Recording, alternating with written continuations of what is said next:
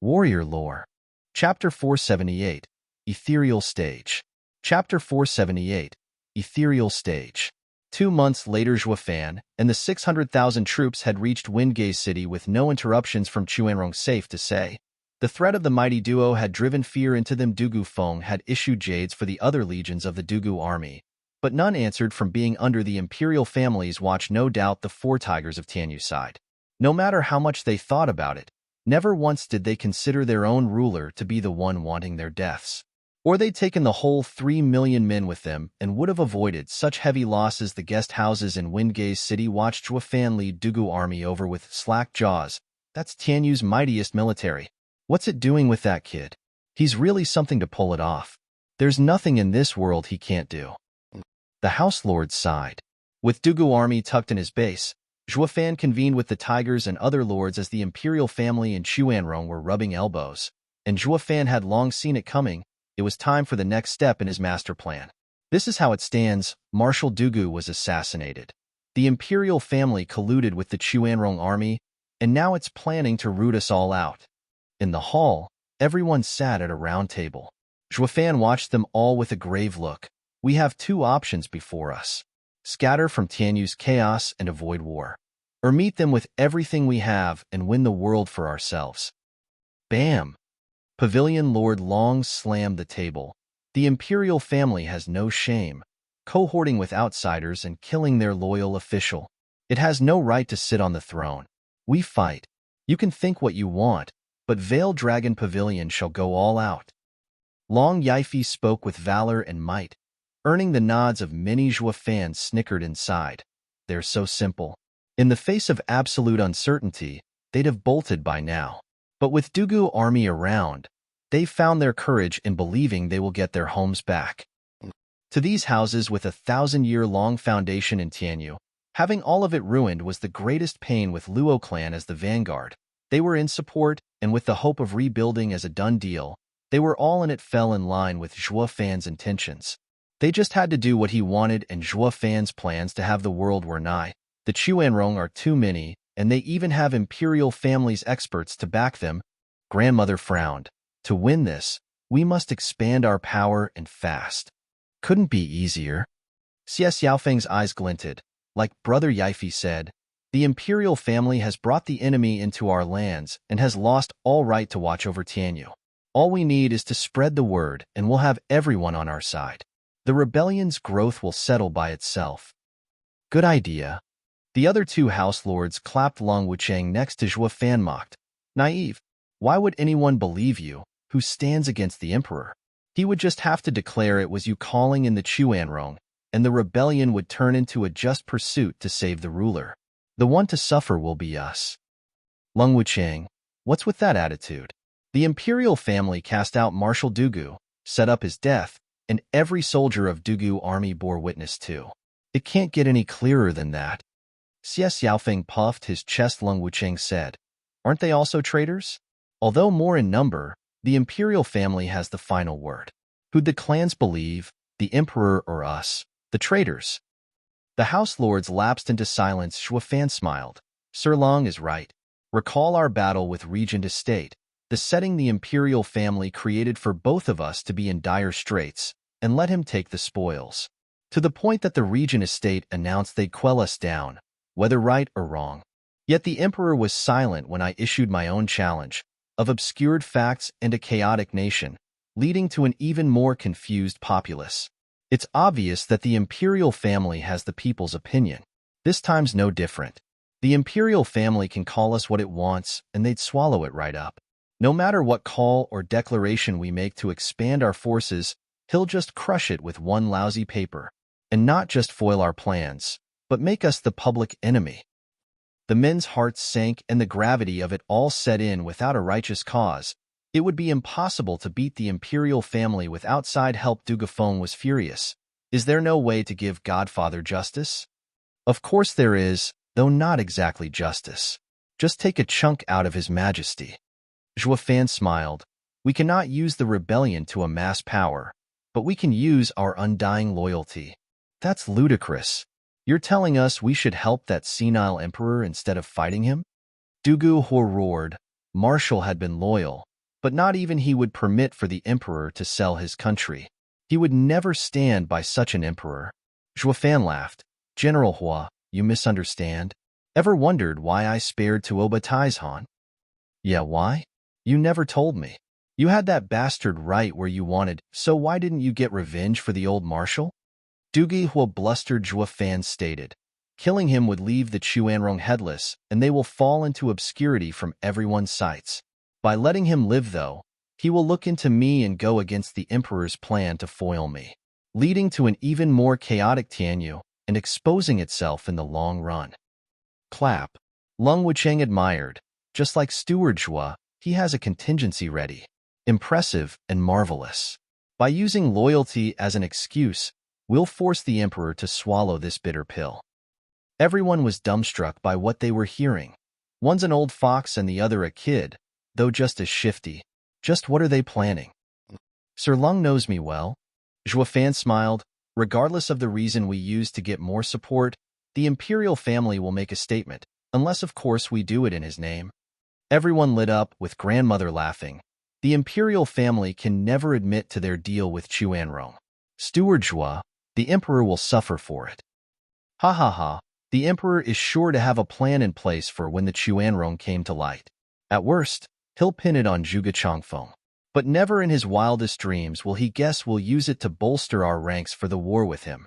He's bound to have one funny look. Ha ha. The others laughed with him. Further amazed by Zhuofan's cunningness, Long Wucheng spoke with concern. Steward Zhua, that settles our numbers issue, but what about experts? With men that can rob lives for miles away, what good would numbers do? What's there to worry about when we have invincible scamp Gu Santong? Long Yifi laughed. Taking young Sanzi for his man, Long Wucheng shook his head. In Tianyu, Gu Santong is invincible, but there's also Chuanrong. I fear they've called for experts from their guardian sect, beast taming sect, in the ethereal stage. Not to worry while I'm around. Bang! A booming voice entered the hall, followed by a stout and strong physique Mad Dipper. He's back. And stronger? Congratulations, elderly, for reaching the ethereal stage. Zhuofan nodded. Li Jingtian had nothing but endless gratitude for him. Chapter 479, Posterity Army.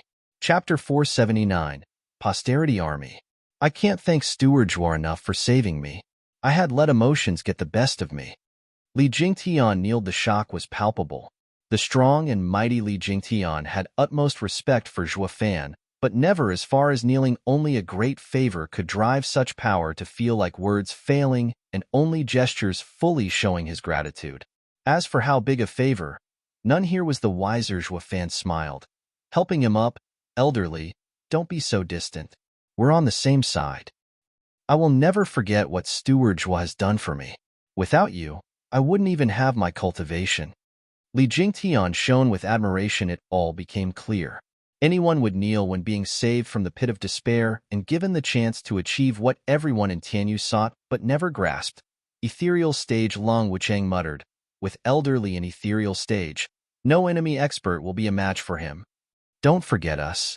Qiu Yinhai and Xue Qingjian beamed as they walked inside with majestic power. All were shaking to the core and gasped. The two were the hardest to deal with in Tianyu. Yet now they were just a step away from reaching Ethereal 2. Their combined fire and water art had to wield the true power of an ethereal stage expert. Holy hell, Luo clan's experts grow too fast. Just a few years, and it has already raised 3 ethereal stage experts. This is freaky, outrageous even. Just what little tricks did Zhuofan use? They were merely unique experts before he came around. Besides confusion, what predominated was envy and admiration. Another figure walked in to unravel the mystery. Vicious Pill King walked cocksure to Zhuofan and bowed. Steward Zhua, allowing me to refine the 10th grade heaven-reaching pill, has given me time to familiarize myself with it. It will take some time, but I promise to give every expert of our house one of the pill in a year and a half to improve their meridians. This will give our radiant stage elders the prospects of reaching ethereal stage. Hee. You didn't tell me the pill would be so incredible. The instant elderly and the couple took it, they broke through. 10th grade? The crowd cried, eyes popping and looking at Zhuofan with slack jaws. The punk yin song is a 10th grade alchemist now? More importantly, where did he get those high-quality ingredients to make such a pill? We have a 1,000-year-old legacy behind us, but even we don't have a 10th grade ingredient. So that's why all experts come into the Luo clan's fold because of the lavish promises. The house lords wallowed in jealousy, though the looks Zhuo Fan got were those of desire and beseechment. Steward Zhuo, we're, after all, your old allies. With war at our doorsteps, we ought to raise our strength too. Long Yifi rubbed his hands. Zhuo Fan deadpanned. Pavilion Lord Long, I've put friendship first, always. What's mine is yours. But as you very well put it, Pavilion Lord Long, war is upon us. As the Luo clan is leading this group, it is only fitting that I shield your young from spilling needless blood. I am not the one to sell out his friends. These pills will be given to Luo clan's elders first, to give you much-needed cover. When the war is over, everyone will be free to partake. This meant Zhuo Fan was delaying it, though not without dangling some hope to rein them. Those pills were just that intoxicating, giving Zhuo Fan the chance to lead them by the nose. You want it? March forward. Win, and you'll have it. Grinning inside at how easily he played them while everyone was thinking of the world, Zhuo Fan was planning for Luo clan's granite foundation, but leaving two ethereal stage experts aside. Long Wucheng frowned. Zhuo Fan dismissed his worries. Sir Long, it's all taken care of. Long Wucheng nodded. He hadn't been around Zhuo Fan since just yesterday. When it came to schemes, he would only point things out while leaving the planning to Zhuo Fan. In short, his skills were shelved in Luo clan. He was in no rush, knowing Zhuo Fan would be gone soon. And who would the Luo clan turn to next? His glorious moment would soon arrive, no doubt about it. With the toughest points smoothed out, Zhuo Fan issued the order for drafting. He had the houses go to their domains and use the excuse of Chuanrong's invasion to recruit in the name of the emperor being respected most in their own turf, and with the name of the emperor behind them, the army ought to reach millions of heads while the houses were under a lot of pressure, from Imperial family and Chuanrong coalition in front and Zhuo Fan's dangling pills behind it worked as an incentive and inevitable danger. Boosting their morale, they spread out fast as lightning, drafting, raking merits and working double hard with Zhuo Fan's rotten style.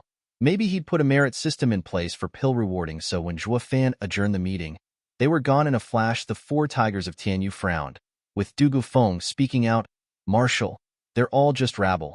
Against the veteran Chuanrong army, they will lose. I know.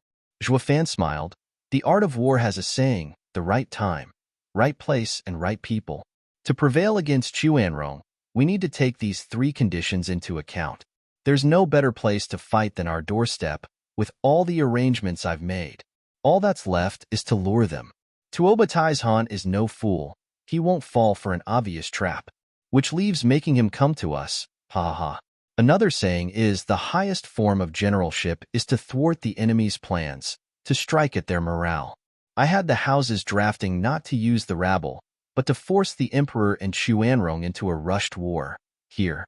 Then we'll fight to our heart's content. They'll come, but none shall leave. The tigers gasped, with Qilin smiling. Now I see why Godfather made you the marshal. You are a true commander, devising plans and controlling the scene from miles away. In Godfather's words, commanders are yin and yang.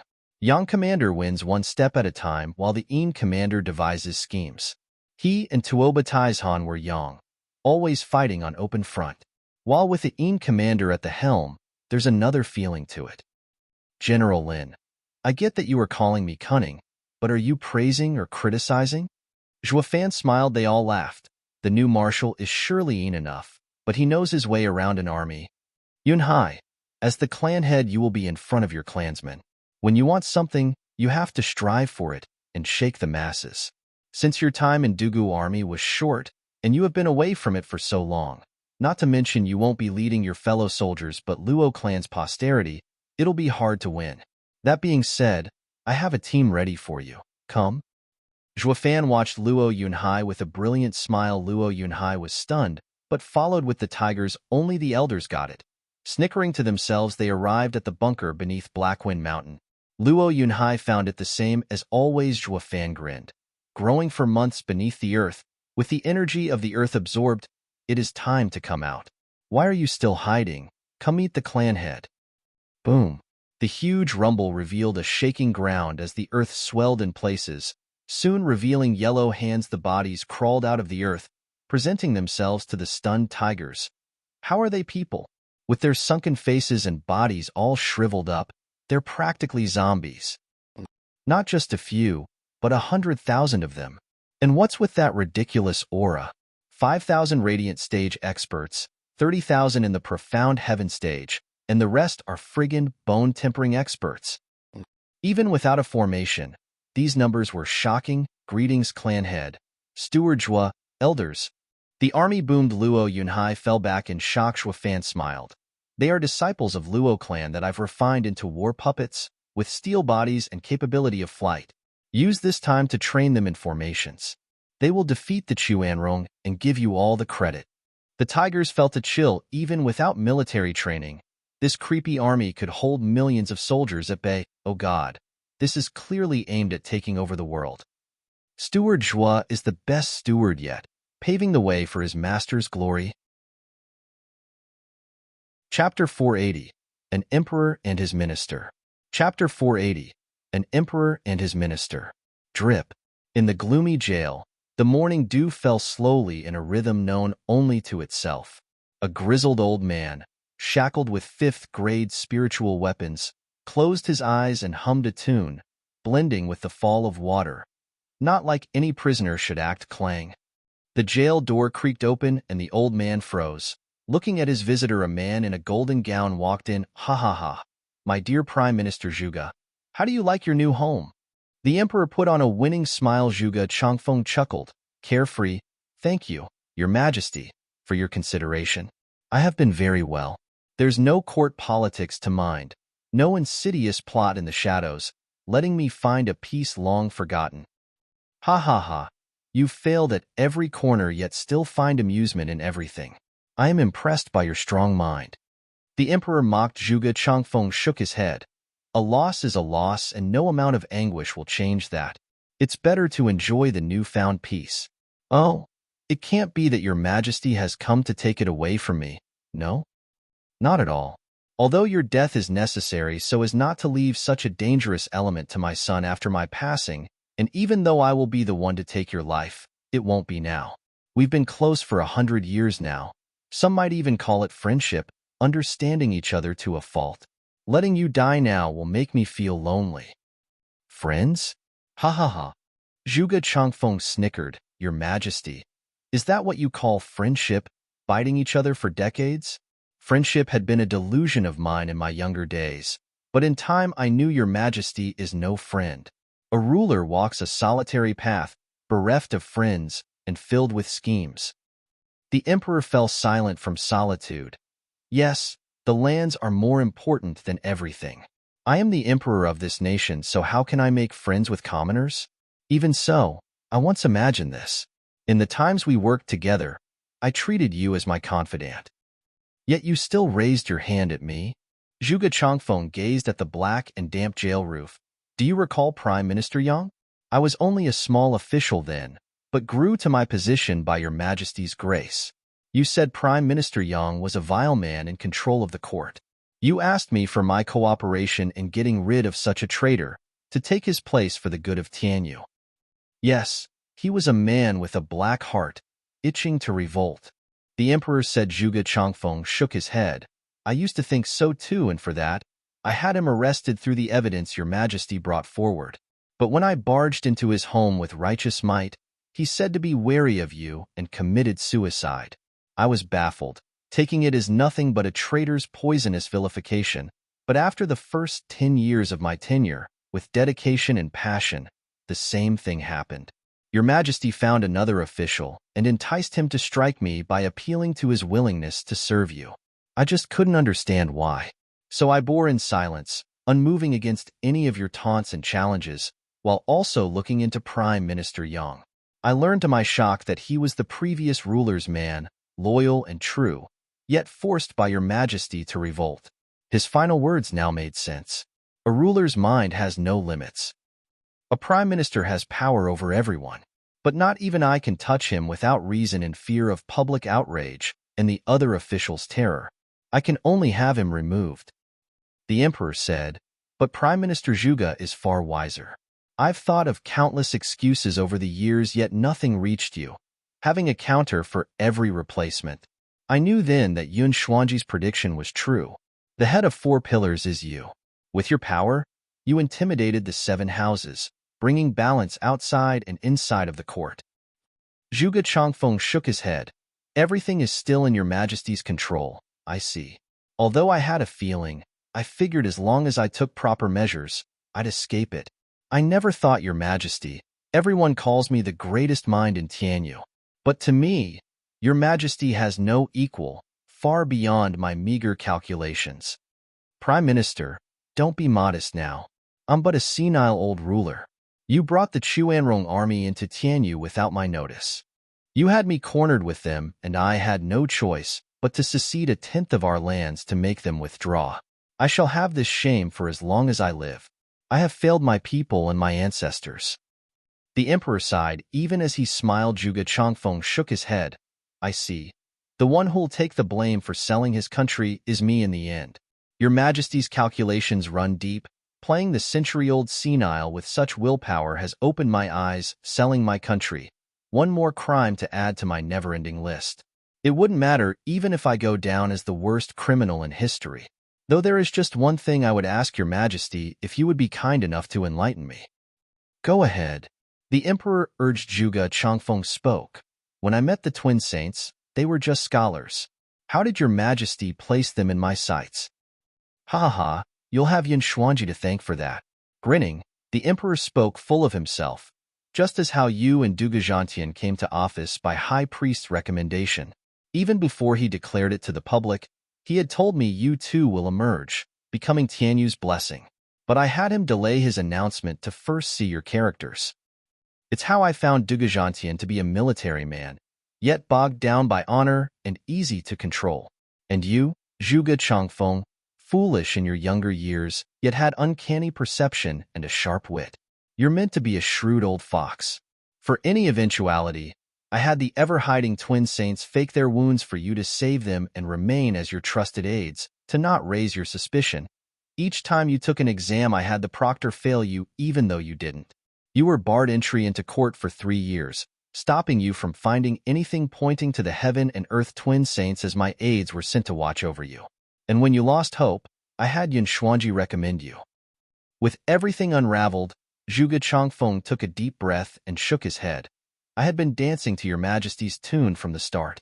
Fighting you for so many years was an arrogance of mine.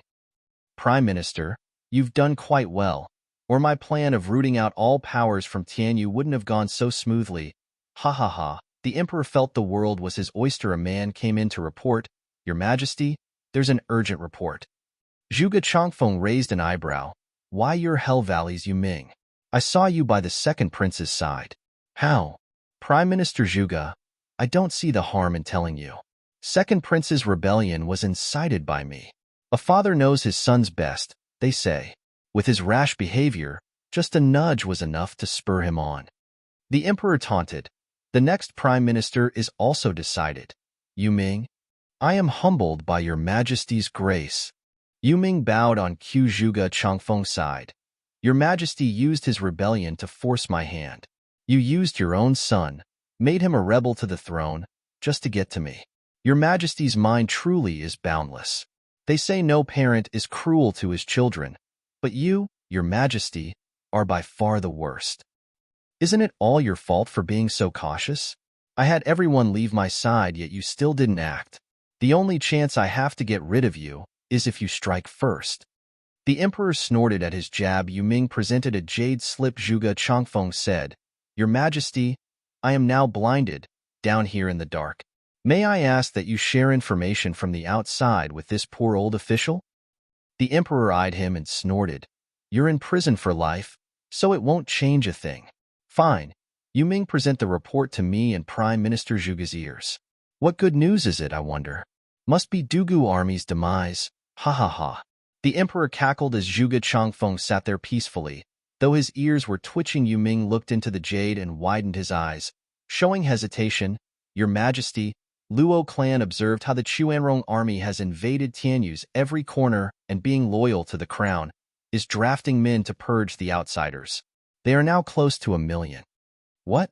The emperor choked. Coughing, Zhuge Changfeng laughed. That's the Zhua fan I know. Well done, Your Majesty. I can say for sure you were asking for it. The emperor glared. Zhua fan, this rotten upstart, has the cheek to play with me? Absurd. Chapter 481. Urgent Dispatch. Chapter 481. Urgent Dispatch.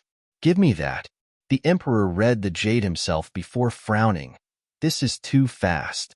So many men in just a few days? There's no way Luo clan's name is enough to pull it off. A taunting smile crossed Zhuge Changfeng's face. Your Majesty, it seems you forget about Zhua fan's ingenious tricks during the last war, welcoming the other house's experts. With their deep roots, even when homeless, their names would live on in their lands. They just had to show themselves and their vassals would flock over in droves. They must think the war is over and are now grasping the winning leg. I dare say 1 million is on the low side. Ha ha ha. The mockery grated the emperor's ears, with him lashing out. That mongrel came up with this move to put me on the spot. After inciting so many clashes between him and Regent Estate, I figured he'd be the weakest even if a winner. But he has gone beyond any forecast, becoming the biggest threat, taking the whole of Tianyu to war with me. The emperor's teeth grinding echoed out in Zhuge Changfeng's side. Oh, Your Majesty, it is both of our mistakes. We each wanted to use Zhua fan and throw Tianyu in even more chaos for our own benefit. For the chance at rebellion and Your Majesty, to cleanse it of all other factions. But at the end of it all, I fell for Your Majesty's scheme, and now the kid has gotten all those factions Your Majesty wanted gone. Ha ha ha. A pawn turning into a player, taking advantage of others. Your Majesty, he just cooked your goose. Shut your yap. The emperor bit back in anger. I am the son of heaven. I will not lose cough.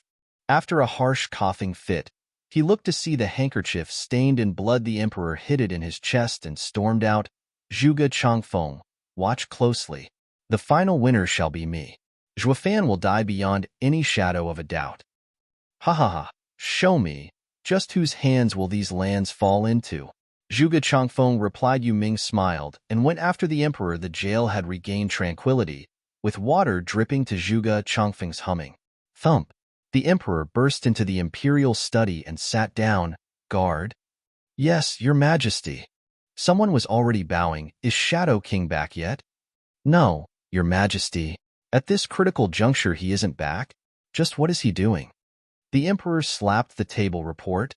A soldier fell to his knee. Your Majesty, Sir Shadow King requests an audience. Chuanrong's high commander and his generals await outside the palace as well. Send them in. The emperor rushed. Shadow King brought with him the echelons of Chuanrong army. Taoba and Tuoba Lufeng heard of their father's arrival and were now together with him, along with the 8 wolf wardens and the imperial tutor. All of them were here before the emperor. Greetings, Your Majesty. Tuoba Taizhan hinted at a bow, while others offered a full one. The emperor smiled. Commander, your reputation precedes your name. Now that I see you, it doesn't do you justice. Ha ha ha. The emperor went to the heart of things. Commander, how did it go at your end? Is it done? Everyone looked hopefully at Tuoba Taizhan. It was about the fight between him and Dugu Zhantian. Everyone wished to know the result. Blushing, Tuoba Taizhan hesitated. Shadow King took charge with a sigh. Your Majesty, I have taken Dugu Zhantian down from the shadows. Oh. The emperor interjected and Shadow King continued. But Zhua fan showed up just then, becoming Dugu army's new marshal, and took the struggling soldiers away. What? The emperor shouted. That punk took Dugu army? It's bad enough with his strength, but now he's even more of a pain. How is it that you didn't stop him? Or Dugu army at least? Shadow King sighed. Your Majesty is aware of his uncanny skills and I alone am not a match. But I don't know how. He even got Commander Tauba's beast army to cower. He even took Commander Tauba hostage. Him. Tuoba Taizhan interjected. That might very well be the worst humiliation of his life. The children looked astonished. Their undefeated father lost to a boy? Tauba was worried. father.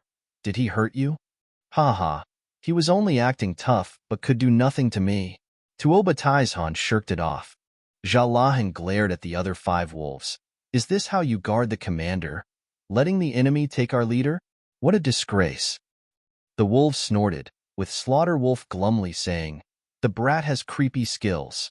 In that moment of chaos, you'd fare no better. But to a cocky man like you, it will fall on deaf ears, having not clashed with him. Who said I haven't? I and Jabi had him cornered 3-on-1. Yet Jabi ended up bedridden for a month. Ahehiem. Jabi nudged Jalahan. Though a little late, the 8 wolf wardens looked around and saw familiar looks. The kid got all our asses handed to us. Their mood hit rock bottom. Coming to Tianyu had given them the worst defeat of their careers. Tuoba Taizhan frowned. Your Majesty, just what on earth is he? How come we've never heard of someone with such skill? Father, allow me.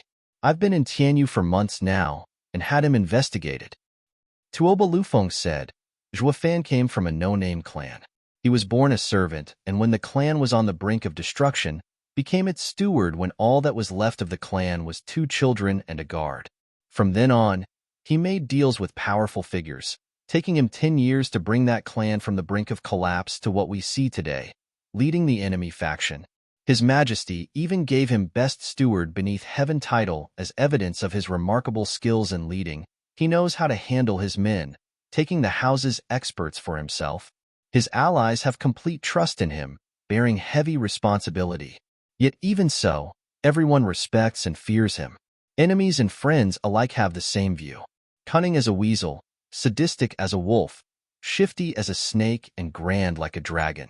He may show off every chance he gets, but inside is an unscrupulous, twisted mind waiting for the chance to pounce.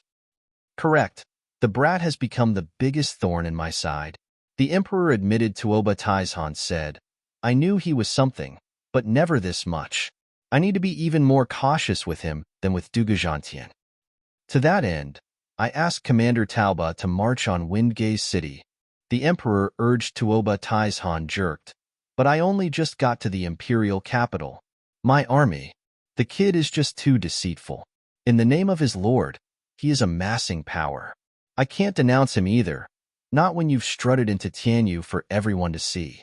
Any delay will have him at the helm of millions of soldiers. If the Empire's 3 guardian sects get wind of this, our deal will fall through. What? They all gasped at Zhuofan's quick reaction. To guarantee a favorable resolution of this war, I'll be sending my Divine Dragons and Shadow King.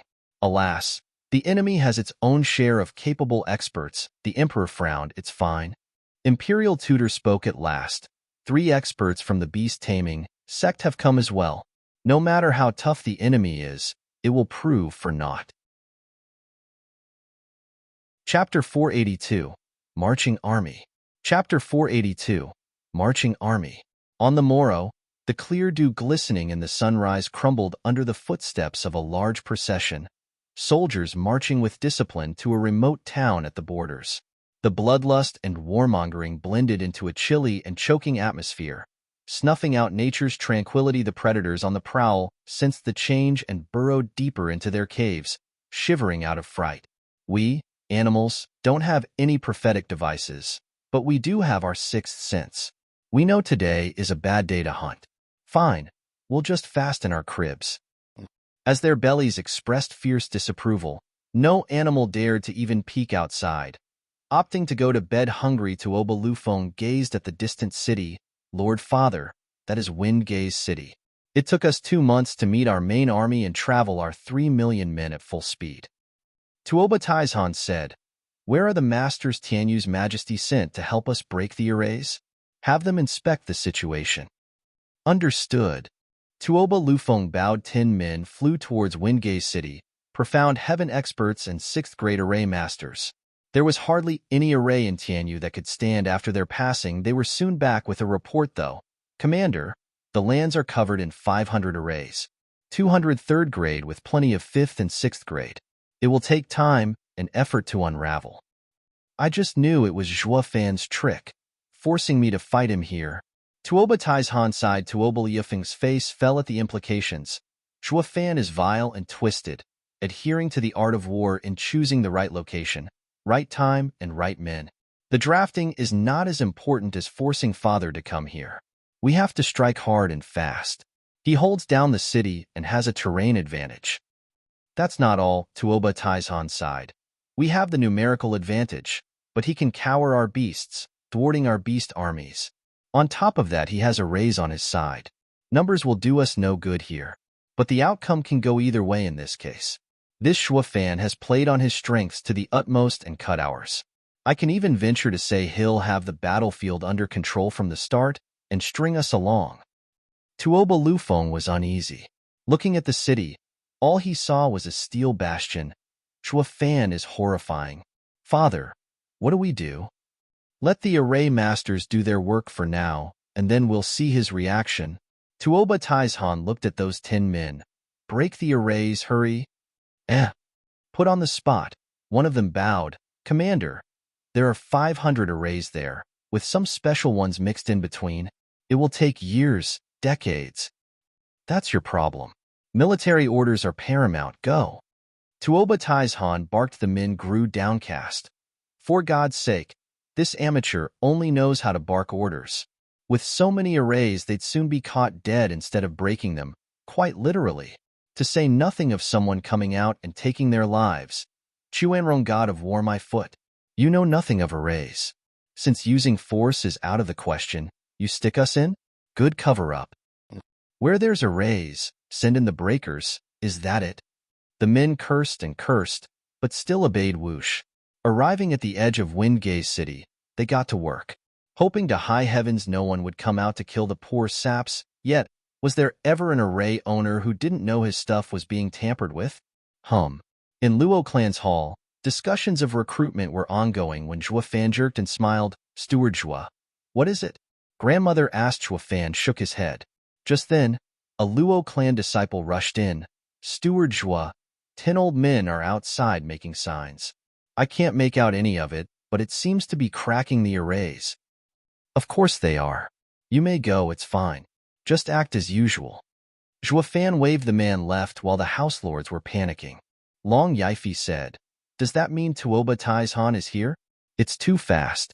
We're nowhere near ready. Hee. So what if it is fast? Zhuafan snickered. Let's go for a walk. See the fogies hard at work? The others were puzzled. The enemy's at the gates, and you're in the mood for a stroll? Then they eased up. With the kid always playing cool, chilling means all is in the bag, so why worry? The men followed Zhuafan. They flew above the town and saw the 10 oldies shifting through gestures, faces red and cursing all the while. Jesus Christ, who the hell set this up? How is a second-grade array so damn complicated? And what kind of style is this? I've never seen it before in my life. They must have some array grandmaster to pull such precise arrays. Nothing works at breaking it. Enough chatter and more elbow grease. The oldies grumbled at the task turned impossible, making no headway all this time. These grand 6th-grade array masters balked before a 2nd-grade array. It was anything but normal. Long Yifi's group nodded up above, with even more admiration for Zhuafan. Steward Zhua's skills are uncanny, vexing those coots to death. Ha ha. Long Yifi laughed. The others bobbed their heads. Zhuafan chuckled. I may be competent in arrays, but not enough to make a 2nd-grade array have the power of a 6th. They can't break it because they don't understand it. Zhuafan yelled, trying to break a mere 2nd-grade array with gestures? You're profound heaven experts, for crying out loud. Why not use force? Are you brain dead? Why didn't I think of that? The 10 men nodded and smiled above. They were curious to see their savior, though Zhuafan's cold smile scared them witless. Is Zhuafan? He has come to kill us. One man wailed, his knees shaking from fear. Zhuafan waved. It's fine. Keep up the good work. You have all the time in the world. Ha ha ha. Zhuafan chuckled, landing on the town gate stairs. The house lords were stunned. Following him, the most shocked were the fogies. One collected his meager courage. Old friends, do we continue? Another nodded. And why not? With both sides giving us the go-ahead, we'll do just that. The others exclaimed. Yeah, it's rare enough to have both sides in agreement, so let's just do it.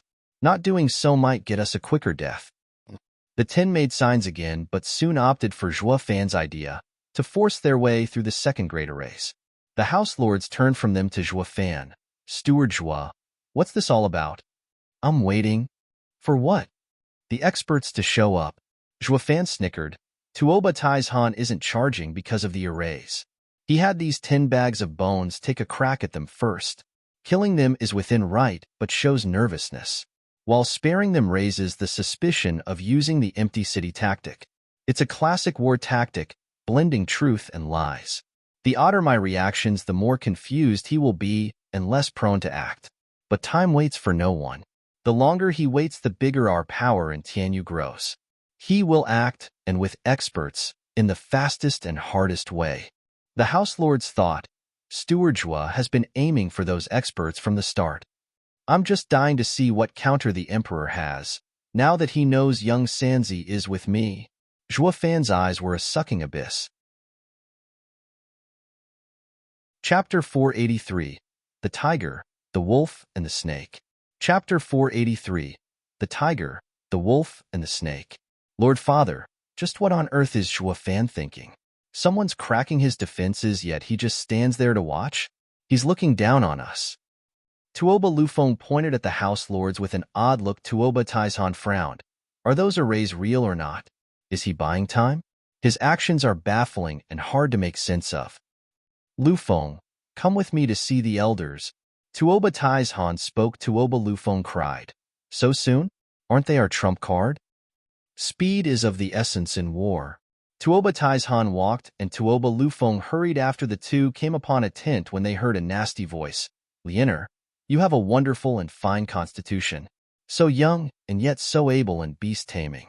2 years under my tutelage, and you'll surpass even me. I thank you, Elder Shi, for your kind words, but I can't bear to leave my family, Lianer said with difficulty. Another voice cut her off. Commander Tauba will not stand in the way of Lianer's brilliant future. Tuoba Taizhan was outraged. That coot is being fresh with my daughter. Tuoba Lufeng was just as annoyed. But they both bottled the rage as they entered. Commander, young master.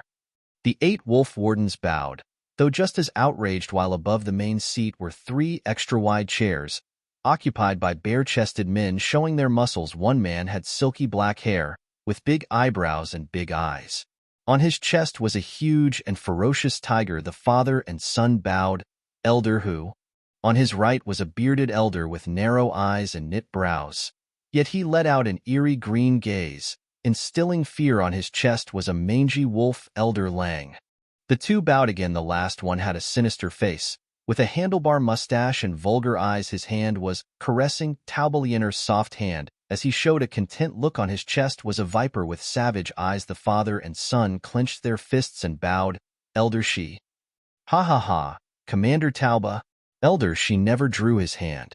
Lianer couldn't take hers back, even if she wanted to either. He was taking advantage of the commander's daughter in broad daylight. These 3 never cared much about him anyway. Imperial Tutor saw Tuoba Taizhan on the brink of exploding. Brother Taizhan, have you come to ask the elders to step in? Yes. Tuoba Taizhan cupped his hands. Elders, please break the city's arrays and help my army enter Wingay's city. The 3 elders snorted. Elder Shi was still holding that oh so fine hand. Commander Tauba, I thought I told you. We are ethereal stage experts, not your soldiers. Breaking arrays is your job. We're only here to deal with any unforeseen expert that may crop up. The other elders nodded. Pretentious pricks, breaking the defense isn't your duty, but hitting on my little girl is. Tuoba Taizhan fumed. The 8 wolf wardens glowered with bloodlust, but the elders had no care in the world. Radiant stage experts could come and score at them, and it'd still do nothing. Han Tianma mediated. Elders, it involves Tianyu giving us 1/10 of its lands, rich in spirit mines, of interest to beast-taming sect. With the arrays in place, Commander Tauba's attacks will be for naught, and the more time passes the worse it will get, leading to defeat. When you return to the sect, it will be hard to explain it. Imperial Tutor, is that a threat? Elder Who glared. Han Tianma waved. I would never. It is only a conclusion of mine. The longer we take, the more likely it is for Tianyu's 3 guardian sects to hear of this. It will blow the easy credit. Elders will take into smoke and return empty-handed. Sigh, I just can't bear to see it. The three changed expressions at last. It was Elder who nodded. Imperial tutor, you have a good head on your shoulders. Right then, we better get it over with. Obscene snake, jackal, let's go. We'll have plenty of time for fun when we get Tianyu's land. Elder who left. Elder Lang was fast behind while Elder she sighed at his breakup with Lianer's hand, though not forgetting to give Lianer a once-over. Filled with unmentionable promises, Lianer, I want you as my disciple. Hi. All three left the tent. Tuoba Taizhan shuddered in pure anger. Jalahan roared. You call those beast-taming sect elders? They're a joke. Lianer sobbed in silence, with Tuoba Lufeng hugging her Han Tiama side. Brother Taizhan, come. You know about conquering cities best.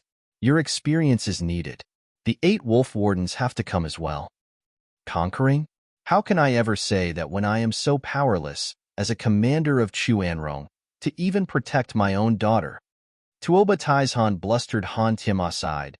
There was no way to know they'd send these childish men when we asked the beast-taming sect for help. Hu Xiaoming, Lang Qimbao, and Shi Yinxia are the worst allies to have. I heard Yinxi even has a coupling skill, robbing countless women of their yin. Brother Taizhan, danger will come now that he has his eyes on your daughter. I advise you to take her someplace else, where he can't find her. Tuoba Taizhan looked at Lianer with worry. Lianer was nervous. Watching him lost, Han Tiama, His Highness, the Crown Prince, had asked for Lianer last year. If I agree, Tuoba Taizhan hesitated. That Yinxi won't dare make a move on the Crown Prince's woman. Han Tiama nodded, but His Highness is lustful and reckless. There will be no way out from this. At least Lianer will be safe. When a girl's yin will be robbed, her life will go with it. Tuoba Taizhan sighed. Lianer was heartbroken, with big tears streaming down her cheek, knowing her impossible fate. Moving on to the elders flying to Windgate City, they showed unprecedented mockery at the 500 arrays shining on the clouds above. Is this what has made Tuoba Taizhan so jittery? Humph, a snap from us and it'll be all over. Elder who laughed. That old fool must be scared of taking too many losses to send us. Meng Hu, just get on with it already. Elder Lang hurried him on. I'll do it then. Since everyone knows arrays beneath 7th grade are pointless, they can't do anything to ethereal stage experts. Breaking these arrays is a cinch. Just as he moved, a voice came. Commander Tauba sent you? It's no use with these strange arrays. You can only do it by force. One old man said. Taking them for allies, Shuafan's gang heard him as well. They jerked. Noticing the 3 elders, they must be really strong to come so close yet for us to not notice them. Grandmother said. Shuafan frowned. The experts are here? Elder Lang snorted at the old men and flicked a blue wind. Shuafan watched as the fogies fell to the ground with empty eyes. Soul destruction. An ethereal stage expert. Shuafan shouted. Chapter 484. Stalling. Chapter 484. Stalling. Ethereal stage experts? The House Lords cried. Tianyu had never seen the likes of an ethereal stage expert in its history, not until Li Jingtian. Yet finding 3 of them in one place had them all shell-shocked. Shuafan knew this conflict was bound to lead to this. Grandmother, please call Elderly and the couple. I'll stall them. Steward Zhua, can all these arrays stall them? Why must you go yourself? Grandmother asked. A kaboom sound gave the answer. A simple wave of Elder Lang's sleeve made all the impervious arrays crumble. The House Lords were dumbstruck, staring into nothing. The arrays weren't worth even a roadblock to ethereal stage experts. Shuafan was sweating. Does that answer you? There's a saying, beneath 7th grade, everything is ethereal. No array under the 7th grade can hold back an ethereal stage expert. The House Lords stared dully at Shuafan, their minds still catching up to reality. What are you looking at me for? Go get the elders. Shuafan barked, and they shot for Blackwind Mountain against ethereal stage experts. Li Jingtian was the only one who could fight them. Elder Lang mocked them. 3 profound heaven ants, trying to crawl away? Think again. He flicked again just as Shuafan blocked him. Elder Lang was taken aback for a second there. As were the others, the only profound heaven cultivators they saw were the kind to flee at their sight. This sole exception had them lost. Elder Lang faltered mid-attack. Tuoba Taizhan was coming over. leading his army with the fall of the arrays. When he stumbled upon this scene, they were just as dumbstruck. That's Zhuo Fan. What's this new marshal doing? Stopping the old guys, looking to die. Zhao Lahan blurted. It was the unanimous reaction on everyone's faces. Only the veteran Tuoba Taizhan had a bad feeling from his honed instincts through decades of bloodshed. Kid, do you have any idea who we are? Elder Lang snorted. Zhuo Fan mocked. How should I know? You didn't tell me. And not to forget, who do you think you are to have the gall to destroy my 500 arrays? Ha ha ha, only an ignorant fool would block me. Elder Lang cackled. Zhao Lahan was baffled. Wasn't this guy always clever? Even without knowing how to identify an ethereal stage expert from the crowd, that demonstration is obvious enough to make a difference. He should be running right about now. The others thought Zhuo Fan an idiot as well. Only a handful, Tuoba Taizhan included. Sense something odd, then perk up your ignorant ears, fool. We are ethereal stage experts.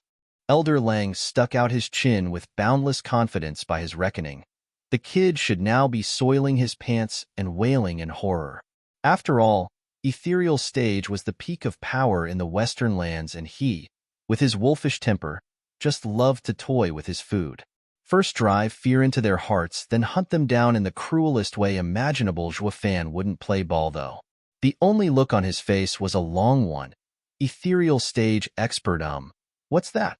I've only heard radiant stage expert as the strongest.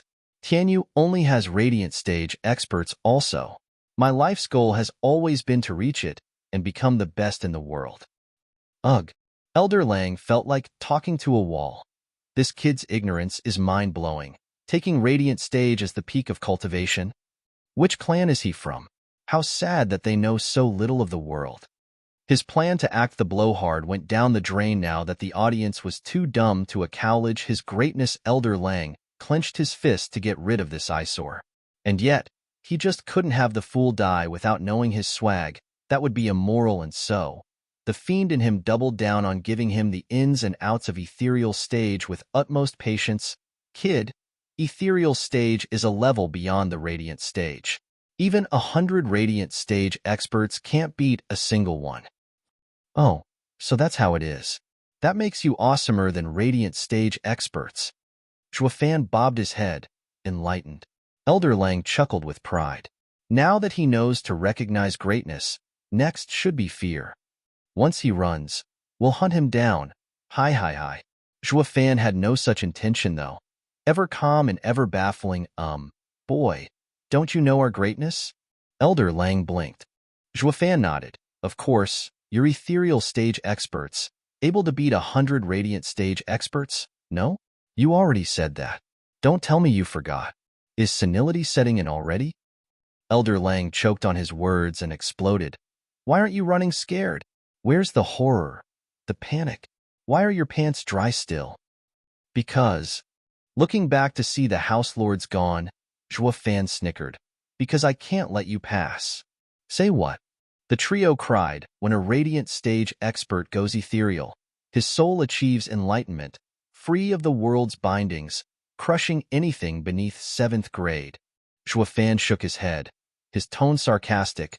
I knew the instant you broke my arrays how strong you were. I was only faking it, play pretend. Act the fool to yank your chain. How else would those old buddies of mine make a run for it? What a stroke of dumb luck that I got stuck with you 3 morons to play 20 questions with. Lianer giggled and the others chortled. The old ones were their helpers, but they didn't win Tauba Army's respect in the least. It sure livened them up seeing them toyed by a child. Tuoba Taizhan nodded.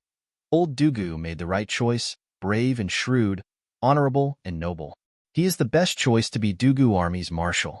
And yet, Tuoba Taizhan frowned. Rotten piece of scat. You dare to play me? Elder Lang blustered, slapping a vial. Air gathered around his hand, and that simple palm turned into a savage wolf, entering Zhuo Fan with a fierce headache. His soul felt gnawed at, his mind fading. It was a perk of reaching the ethereal stage. Soul destruction radiant stage could launch soul attacks, while ethereal stage took it one step further, making it materialize and even turn into a spirit. Take Elder Lang, for example. His soul turned into that of a wolf. It would enter the target and feast on his soul. Bam. Zhua Fan slammed into the city wall and got buried under the rubble. Elder Lang wrote him off, turning away. A puny, profound heaven ant dares toy with us? I.e. him. He only played you. We've got nothing to do with it. Fierce Tiger excused himself. Obscene Snake nodded with how an ethereal stage expert was duped by a profound heaven pup. He'd have no honor left to face the world. The best way out of it was to get that lame wolf to be the patsy. Elder Lang was speechless, realizing how honorless they were. Like you saw through the kid's act of stalling. But weren't we all taken in? You're no better. How childish. Alas, this shall be the second time in my long life that I shall mourn over the death of my adversary. Tuoba Taizhan sighed. First was old Dug, and when I thought of Zhua Fan to be my next adversary, he would meet his end before we could even test ourselves. Heroes always die young. This victory brings me no joy. The others nodded. Even as their enemy, Zhua Fan had earned their respect. Taobali inner sighed, recalling their fond first encounter, and was touched by sadness. He did save me once, I guess. The rubble lit up with a flash of azure.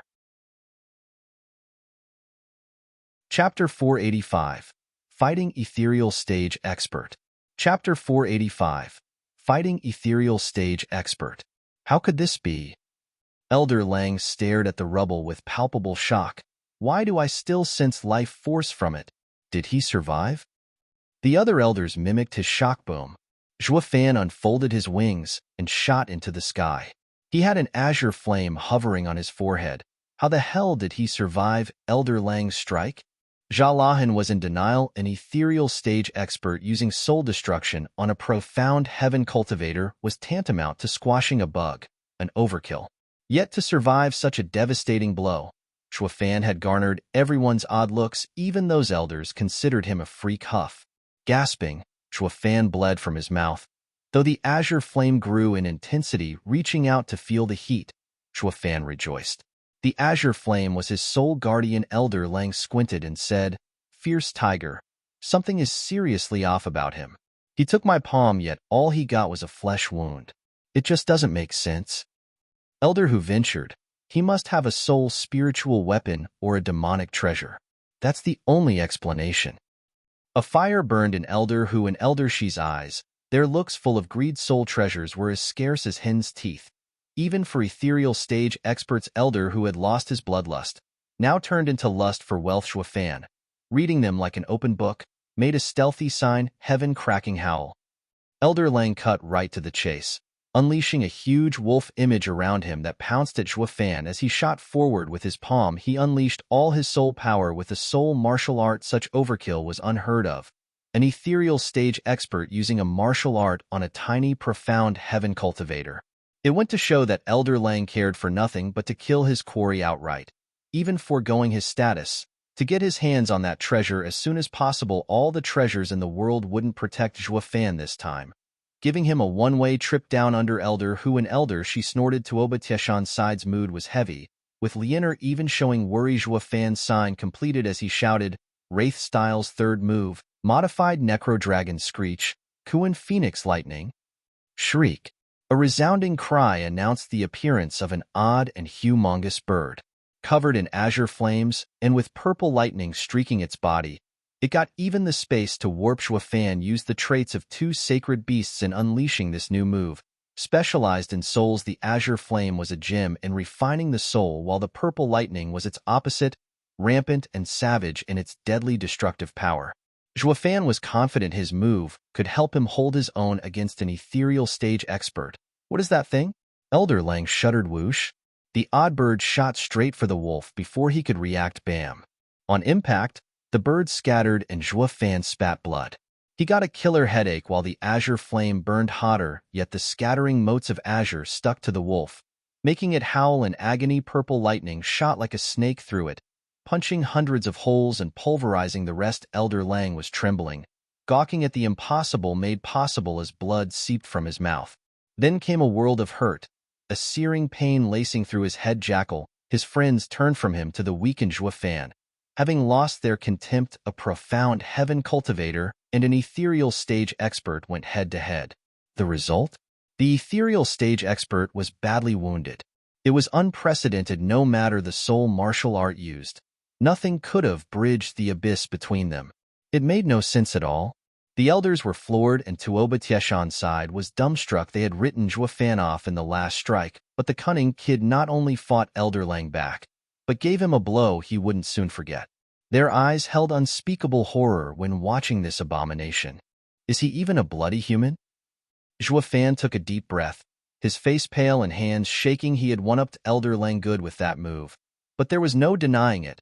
Their gap was just too huge. He took that soul destruction martial art and lived, but he was in an even sorrier state. About to break, a casual strike would kill him. At this point, he was in the worst danger of his life. Elder Lang bore through the soul pain, and despite the soul scarring he went through, it paled compared to Zhuofan's precarious state, but it carried a far heavier weight. The greatest humiliation of his life. Rotten punk. I'll kill you. Elder Lang spat through clenched teeth, stomping towards him. Each step shook the earth. Elder who reminded Jackal. He's on his last leg. Another soul attack will finish him. I know that, but I won't give him the satisfaction of a quick death. Elder Lang flicked, and a blue wind shot for Zhuofan. The incoming storm howled like countless beasts. It went beyond mere wind, but became a horde of thumb-sized wolves, clawing for their prey. Profound ranked martial art, devouring wolf pack. I will tear your soul one mote at a time to let you taste unspeakable torture. Elder Lang roared. Lianer covered her mouth, tearing up. The rest lamented. Zhuofan is an unrivaled warrior of his generation. Instead of respect, he is met with a cruel death. Zhuofan shook, his mind going a mile a minute. Maybe shift will work.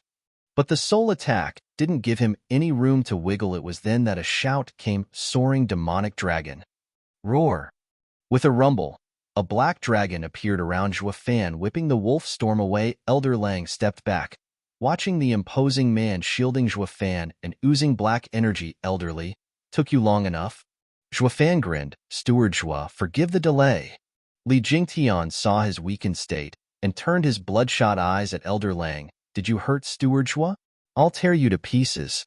Li Jingtian shouted. Elder Lang mocked. You're fresh into the ethereal stage. You've barely focused your soul to be able to take that tone with me, you blowhard. The only reason you push me back is because I'm wounded. Be a good boy and scram.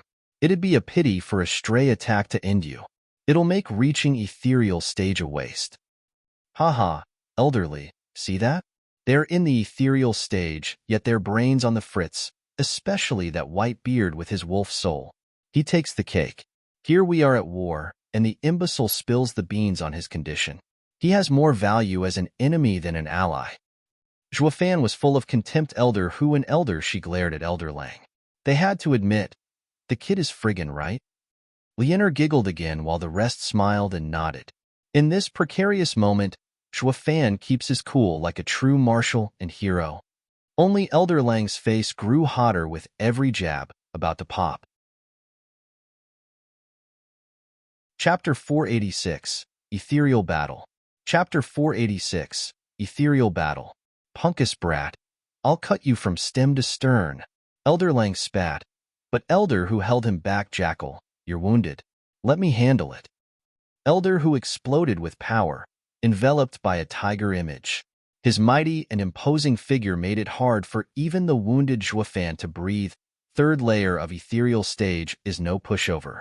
I can feel it even from behind. Elderly. Li Jingtian tensed, face hard but eyes raging, typical martial fanatic stuff. Ha ha ha. Right on time. Li Jingtian stepped up, surrounded by a black dragon. Its aura wasn't on par with the tiger, but didn't lose much either. Fierce tiger grumbled. What the hell is wrong with this place? They're all freaks of nature. I have 2 layers on him and should hold the advantage. Yet this advantage is barely visible. There's no way he's 2 layers under me. Elder who looked on with suspicion. How was he to know Li Jingtian was a martial fanatic through and through? When the going got tough, he got more going. Besides, he had the heaven-reaching pill on his side. With Yuan Qi surging like a sea, he wielded the power to jump layers, from first to third. Bam. The dragon and tiger clashed, shuddering the space around them, with both of them stepping back from the clash. 5 steps on Elder whose corner and 10 on Li Jingtian's, though the most shocked were fierce tiger and his gang. their eyes popping out. A fresh ethereal stage cultivator just stood up to a seasoned third-layer one. For crying out loud, what do they feed these guys? First was the profound heaven prick, and now this. Is this a worldly sect, or what? How are they all talents? The trio was speechless. Fierce Tiger grumbled but still wouldn't accept it, rushing with another tiger at Li Jingtian. I refuse to frickin' believe the great me can't handle an ethereal stage newbie. Li Jingtian obliged Fierce Tiger with another black dragon. The same thing happened. But this time Li Jingtian fell only 7 steps back. Fierce Tiger was even more annoyed. Li Jingtian was growing as he fought. His 2 other elders watched shell-shocked. Is Windgaze City a den of fiends? Not one of them is human. Again. Li Jingtian was perky, going for another strike. Fierce Tiger shuddered, but had to meet him. Black Dragon and Tiger tackled each other till the sky turned dark and the earth rumbled. Meeting at every turn with no one having the advantage, soul waves filled the sky, causing even the jackal and obscene snake to grumble. Weren't they claiming there was no ethereal stage expert in Tianyu? We came here for a stroll, killing the enemy left and right. Yet an ethereal stage cultivator had just shown up to stand up to Fierce Tiger, and stand up he did. Intelligence, said Tianyu, is a small fry. Wait till I get my hands on them. At least the situation wasn't completely out of control. Since they had the numbers advantage, Jackal swiveled his insidious eyes on Zhuo Fan. Wounded whelp, you've lost your shield. Be good and drop dead. Jackal sent blue howling winds. With bared fangs and maws, Zhuo Fan stood still out of lack of strength. If nothing else, Li Jingtian had no way to help. Not when tangled with Fierce Tiger. It was then that a couple shouted, fire and water combine. Life and death art. Who? A white and blinding ray shined through the clouds, running over Elder Lang's attack and going for him. The elder defended with his hand. But the white ray was a fusion of blazing heat and icy water, turning it into an unstoppable force. Driving pain into the depths of his soul, he clenched and the ray scattered into motes. Yet his face switched between burning hot and ice cold, shuddering all the while. Jackal, are you all right? Obscene snake, cried Elder Lang, gnashed his teeth, shaking off the ice and scorching heat, but not the killer headache. He found 2 people shielding Zhuo Fan, the power couple, Qiu Yinhai and Xue Qingjian. For God's sake, this place is a freak show. How can 2 peak radiant stage experts hurt me? Gasping, Elder Lang spat. They are close to the ethereal stage, but they haven't given their soul form and can't use soul destruction. That strike is only a pseudo-ethereal stage's attack at best. I'll wipe the floor with these ignorant fools. Hold on. Chapter 487. Lust ain't all fun and games. Chapter 487. Lust ain't all fun and games. How? Tuoba Lufeng asked. Tuoba Taizhan explained, stalling. I don't know what the kid's game is, but one thing is certain. He's buying time for something. Lufeng, whenever you encounter a situation like this, you don't chat your enemy up and be firm in your decision. Fear is the mind killer. Tuoba Lufeng nodded. Should we tell him? Absolutely not. Tuoba Taizhan and Han Tianma spoke in tandem and then burst out laughing. The others were clueless to the inside joke.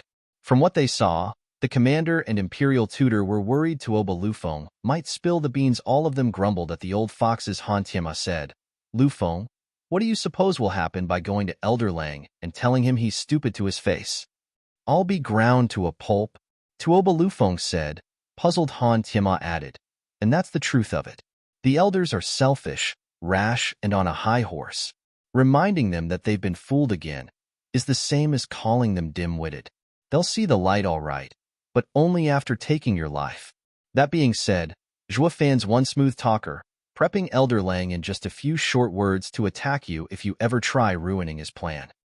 Tuoba Lufeng was soaked in sweat, bowing many times in thanks. Tuoba Taizhan said, these 3 are foul men. They may be our helpers, but one should stay as far away as possible from them. The worse they are, the better. Just look at Zhuo Fan making them suffer at every turn. Our great commander wants Zhuo Fan to take these foul bastards down a peg. They all sported a sneaky smile, like first-row seaters to a great show. They were even rooting for Zhuo Fan. Marshal Zhuo, hold nothing back. Don't even show us respect. Waste him. Hee hee hee. Han Tianma shook his head at their stance. Anyways, back to the fight. The power couple versus elder. She was in progress. Xiao Yinhai and Xue Qingjian touched palms as they used the life and death art, gathering an incredible power in between. Not that elder, she had a mind to care, getting hot and bothered over Xue Qingjian's body.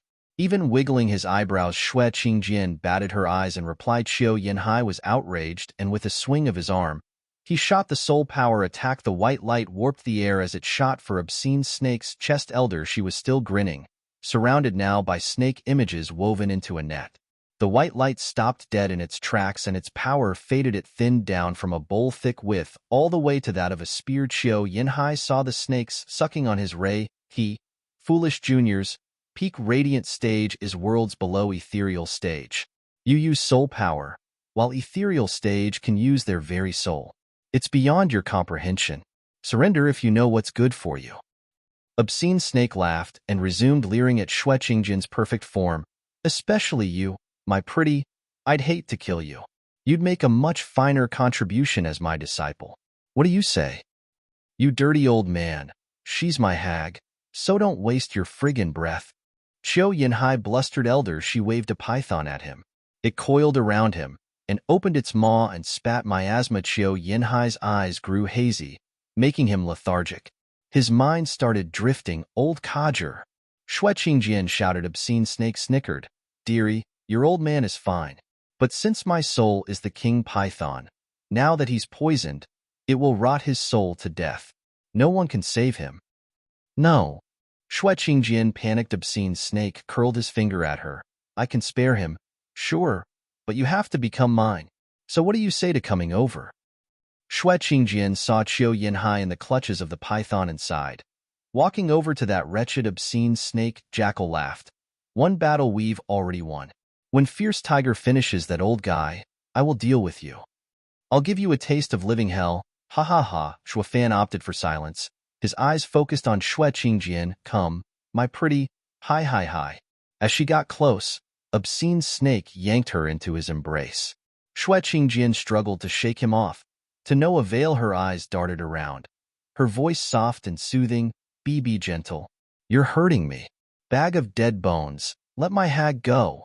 Xiao Yinhai should have been put under from the python's poison. Obscene Snake gave him a taunting look, turning back to his prey. My pretty, I'll let you go, but don't go anywhere. Where can I go? I'll always be with you. Ha ha ha. Xue Qingjian giggled. Obscene Snake let go of her, and Xue Qingjian's eyes turned cold. Striking his chest, Obscene Snake easily held her palm, grabbing Xue Qingjian tighter. Ha ha ha, I just knew you're sassy. I like you. Plenty of sassy girls have wanted to kill me or kill themselves, but all of them ended up in my hands. You're no different. Go to hell. Xue Qingjian lashed that only got Obscene Snake more excited. My pretty, the feistier you are, the more you turn me on. Now give me a big kiss. Obscene Snake puckered his lips, closing in on Xue Qingjian's pristine face. Stop, pervert. Xiao Yinhai roared. Still trapped, Obscene Snake's lips did touch a face. But when he looked at that face, the sight scared him to death. What are you doing here? Obscene Snake, hugging Xue Fan, felt like taking a bite out of something foul and rotten. Elder Lang was dumbstruck, finding Xue Qingjian in Xue Fan's place. Old coot, how do you like my eyes? Are they nice?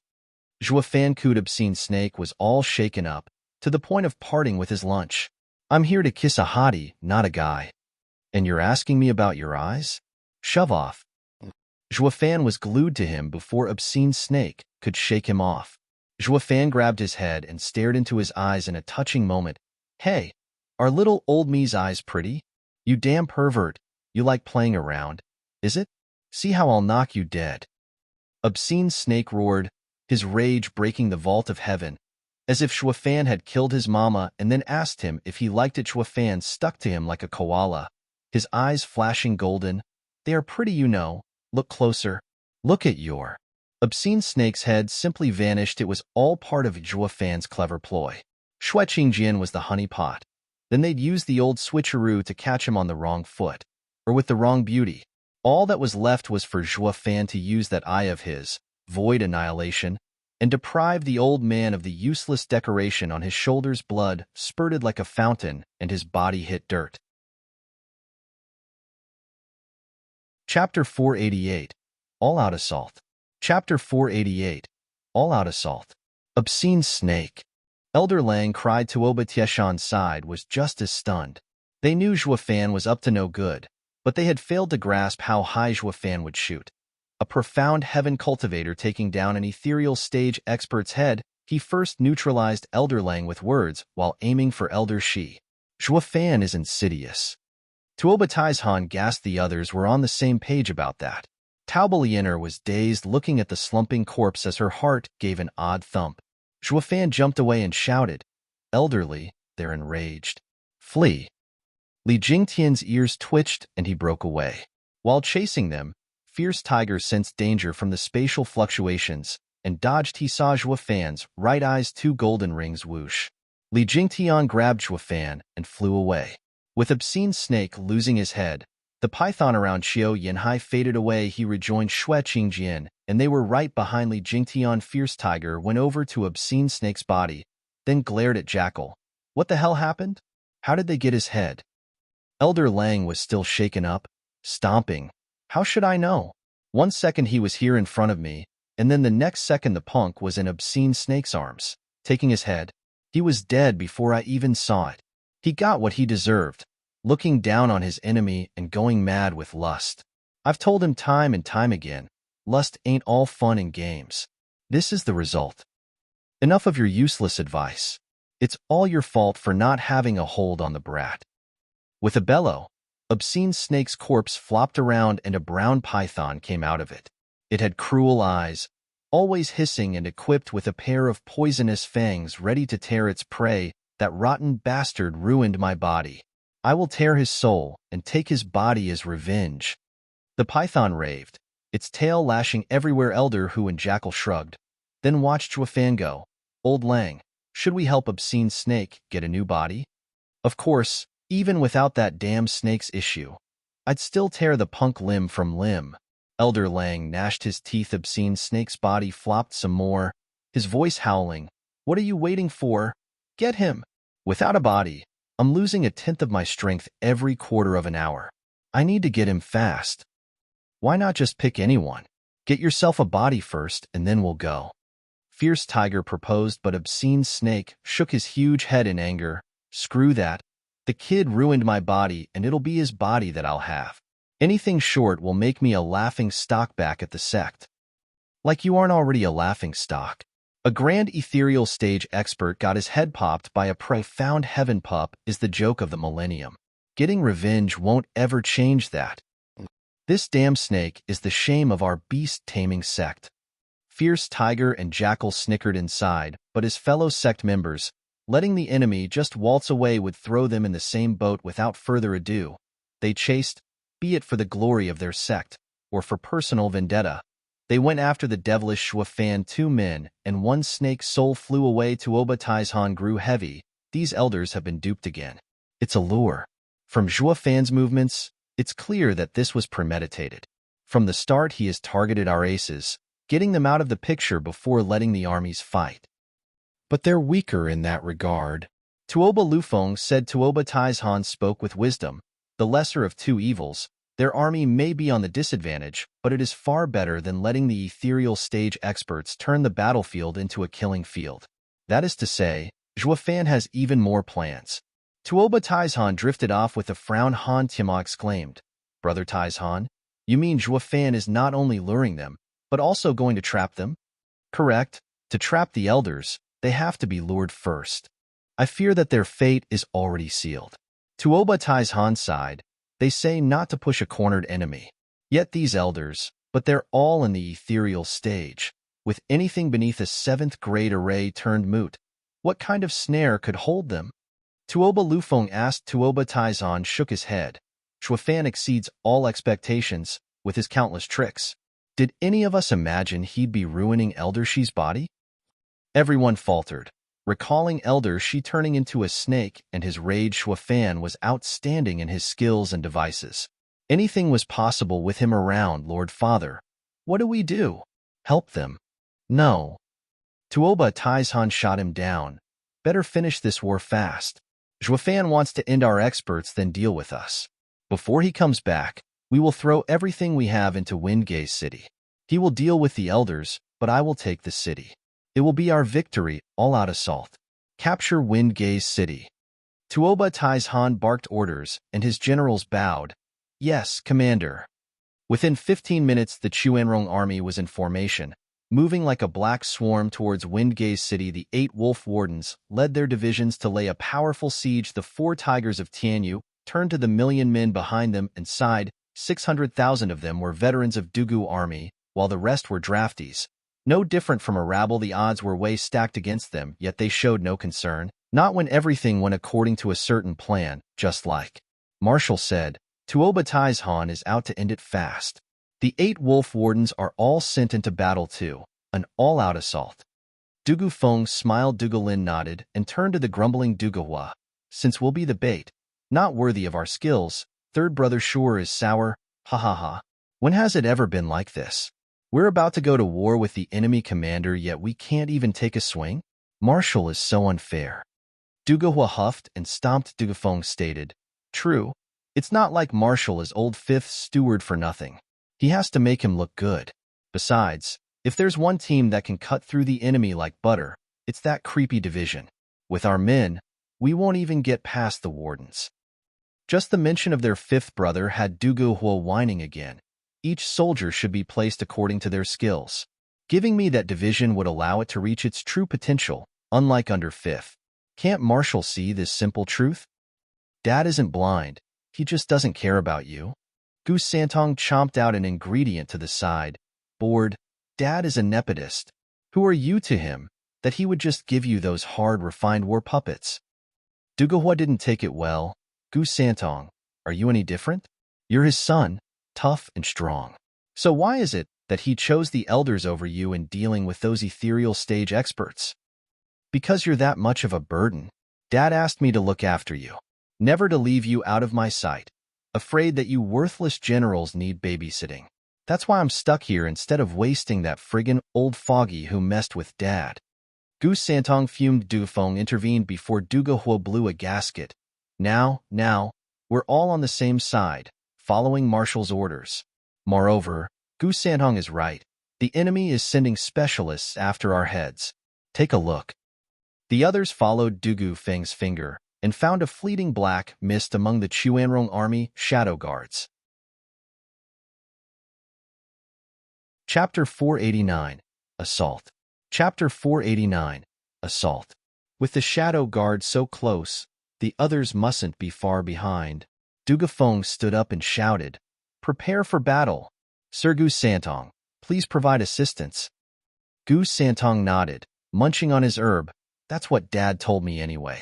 Dugu Feng turned stern, and the 4 brothers led their divisions out of the city. This imbalanced battle made even these seasoned tigers feel the pressure. Tuoba Lufeng was acting as the stand-in commander, directing the wolf wardens. When he noticed the million men and tigers coming out, it made no sense for them to abandon the advantage of the walls, even without a raise, and opt for a frontal assault. He understood their plans soon enough.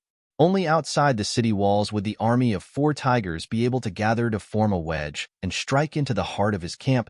Chua Fan is cocky, throwing everything in a single risky move. We aren't good with soldier formations, but we have the spiritual beasts to give you a world of hurt. Tuoba Lufeng ordered, Steel Arm Wolf and Ironback Wolf, move in front to block them. Howling Wind Wolf and Blood Shadow Wolf will punch through behind the 2. Throw this battle into chaos once Tianyu's imperial family's support breaks their formation. Understood. The messenger left the fanned-out wolves, changed formation. Ironback Wolf and Steel Arm Wolf's divisions combined, forming a wall in front of Tuoba Lufeng. Dugafeng laughed. Give your all, charge. With their numbers short, their best bet was to finish this battle quickly. They had to brave the danger of a trap to get to the commander and hold him hostage. Roar. The fearless shouts of soldiers shook the sky at the same time. Hundreds of black trails flitted over with eerie movements. They entered their formation and mowed down these men with their black blades. Their barely formed formation collapsed in an instant way above them. Sima Hui bombed them with chess pieces. They whistled through the air and left behind craters and mournful cries. Thousands fell with every strike. Howling Wind Wolf and Blood Shadow Wolf, who were on standby, laughed with glee. Without Dugu Zhantian, they're nothing. Look how easily their formation fell. The invincible army will fall even without our help.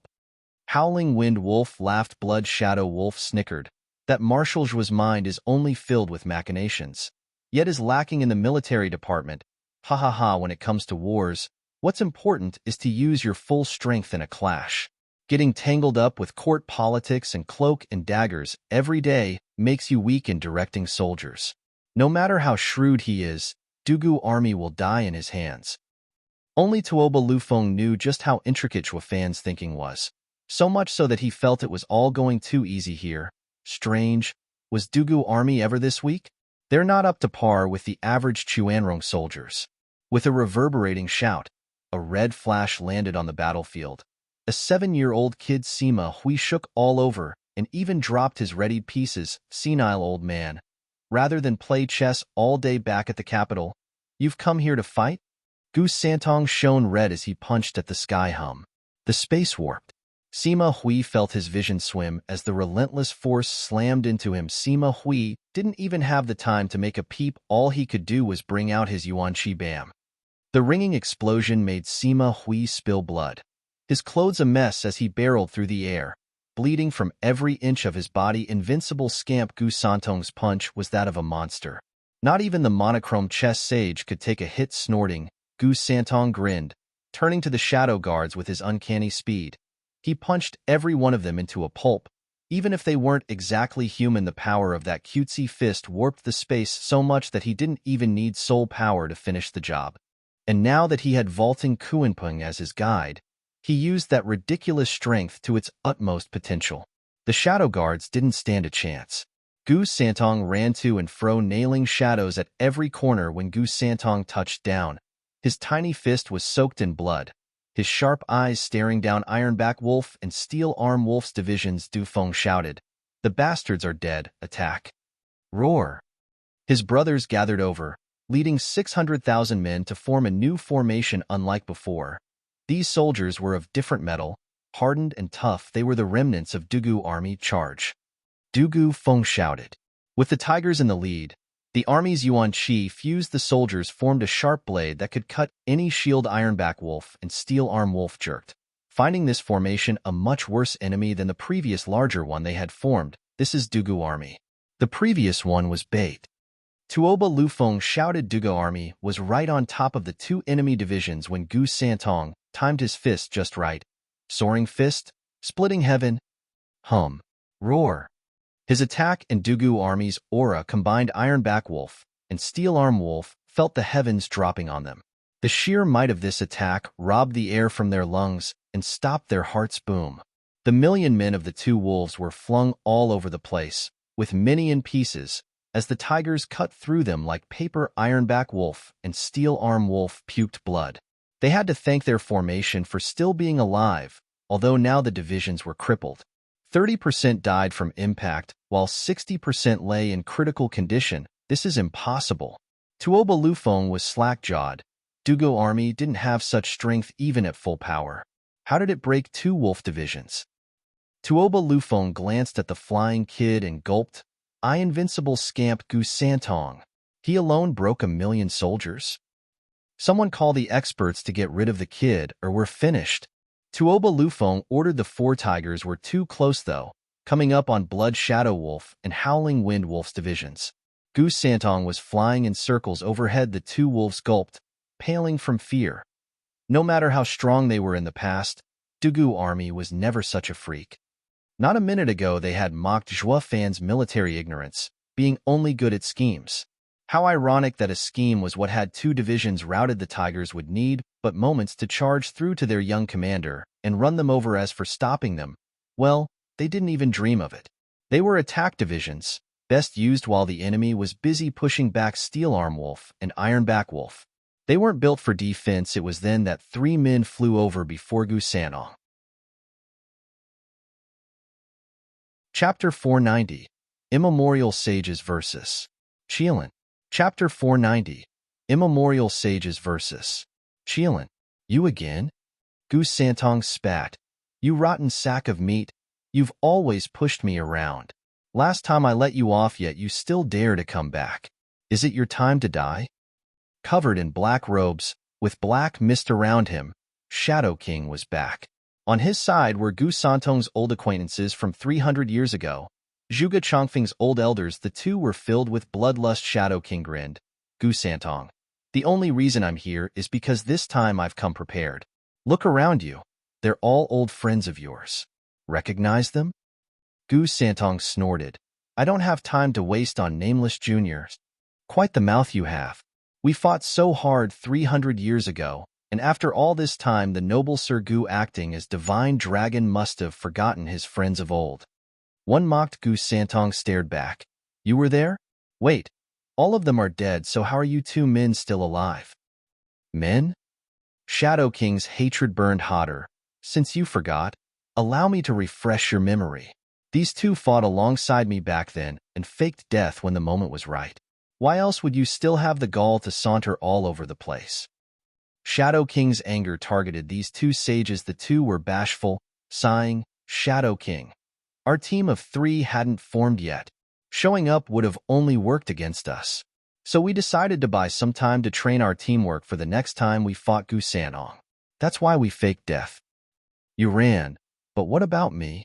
Shadow King glared. Heaven Sage sighed. Shadow King, you've always been true and loyal. You'd never agree with our plan and even fight our attempt. That's why we didn't say anything. You left me for dead. Shadow King gnashed his teeth. It's because I thought you were dead that I resorted to stake it all on taking Gu Santong's 10 punches. It's what got me these creepy ghoulish threads. Aren't we the same? After the battle, Gu Santong broke our spirit root, dashing our hopes for the ethereal stage and sealing our lifespan. We could only drag our miserable existences as crippled husks. How's that any worse than me? You're still human. As a spirit puppet, I am stuck at the same spot, forever. I even have to eat souls to survive, for crying out loud. I'm neither man nor shade, but an abomination. Shadow King and the sages were digging up ancient history and any baggage it carried. Gu Santong just stood there with a frown as he considered the two's past. Tuoba Lufeng was fuming below, wishing for nothing more than to go up there and slap some sense into them. You're here as backup, not to quarrel. Is this how Tianyu's experts act? Have some sense of duty, for God's sake. By the time you finish your spat, my men will be gone. Gu Santong had heard enough to ring some bells. Oh, you're not dead. There's still some lively ones from back then. How embarrassing. And you even faked death. That's the same as duping me. You 3 rotten cheaters deserve nothing but death. The 3 turned to the kid, now dawning on them why they were here in the first place, and their faces sank. Heaven and earth sages, let's leave the rancor for now and get back to our mission. It's time we end what we started 300 years ago. Shadow King squinted. The 2 nodded. Our teamwork is perfect and the kid will make a perfect target. Gu Santong grinned. I had wiped the floor with you then, and I'll do the same to you now. Hee, who knows? As they say, time changes everything. And we had 3 centuries on our side to prepare for the day we'll crush you. We've trained our teamwork for this moment. Heaven Sage exploded with power, releasing blinding light, while Earth Sage turned into a black light, the opposite, and gave off an eerie and dangerous vibe under shocked gazes. The 2 lights blended together, forming a huge, spinning taiji. Gu Santong's instinct told him something was off about that sucking circle. The 2 had yet to finish their combo, and he was already feeling danger. The 2 actually have an ace. Dad said the first to strike has the advantage. I'll break their move before they complete it. Gu Santong's fist glowed red, and he punched home. The 2 sages only reached out, and the 2 lights formed a vortex, blocking the attack. Gu Santong's attack faded away, chipping away at its power. My punch. Gu Santong widened his eyes. Heaven Sage laughed. The great invincible scamp. Gu Santong actually struck first. So you do sense you're no match for us. Why else would you do it? As if I just got tired of your prattle. Gu Santong stuck his chin out and barked. I'll send you 3 to the hereafter, just like I did 300 years ago. Humph. Angry about being found out. The 2 sages sneered, sending the black and white vortex at Gu Santong. Gu Santong jerked. Finding the attack was already upon him, the vortex turned into black and white chains. Tightening around him, the chains were weird to be able to withstand his strength. No amount of struggle helped Heaven Sage grinned. Save it. Our yin-yang chains use the breath of the world feeding into each other and are tied to the world itself. Nothing will ever get out of them. Unless you can break the world, ha ha ha. The other two laughed at Gu Santong's expense. The prick's day had finally come. We're finally free of that insufferable torment. Ha ha. Their minds drifted out to all kinds of regrets Gu Santong was having. When the kid burned red and bellowed, I am soaring Qilin. Tearing the world couldn't be easier. Roar. Gu Santong's roar shook the heavens. Origin form, Qilin. Hum. Gu Santong exploded in a scarlet light, and his tiny and adorable face warped. His arms grew, scales covered his skin, and his power multiplied. Gu Santong turned from a cute child into a sacred beast. Even when chained, his aura drove fear into the sages. For God's sake, he's a freak through and through. Heaven Sage gasped as the beast's every movement contained unmeasurable power, snapping a chain every time. The entire battlefield was shell-shocked while looking at the beast Zhua Fan's son, the one who wrecked Tianyu centuries ago. Invincible scamp Gu Santong was in fact a wild beast. Chapter 491, Tri-Barrier. Chapter 491, Tri-Barrier. Human Sage, don't just stand there. We can't hold on for much longer. Heaven and Earth sages were bearing through the strain with clenched teeth and twisted expressions. Shadow King was peachy on the sidelines, not lifting a finger. Shadow King mocked, this would have never happened in the first place if we had dealt with him together 3 centuries ago. Shadow King was really thinking of backstabbing these two, but one thing was clear, only together could they handle Gu Santong. For the bigger picture, Shadow King made a sign and a golden chain shot towards the yin-yang chains, making them shine as well. The chains grew tougher and Gu Santong could only wail in distress, unable to break his binds even as Qilin, Heaven, Earth, and Man, Tri-Barrier. The 3 sages made the same sign.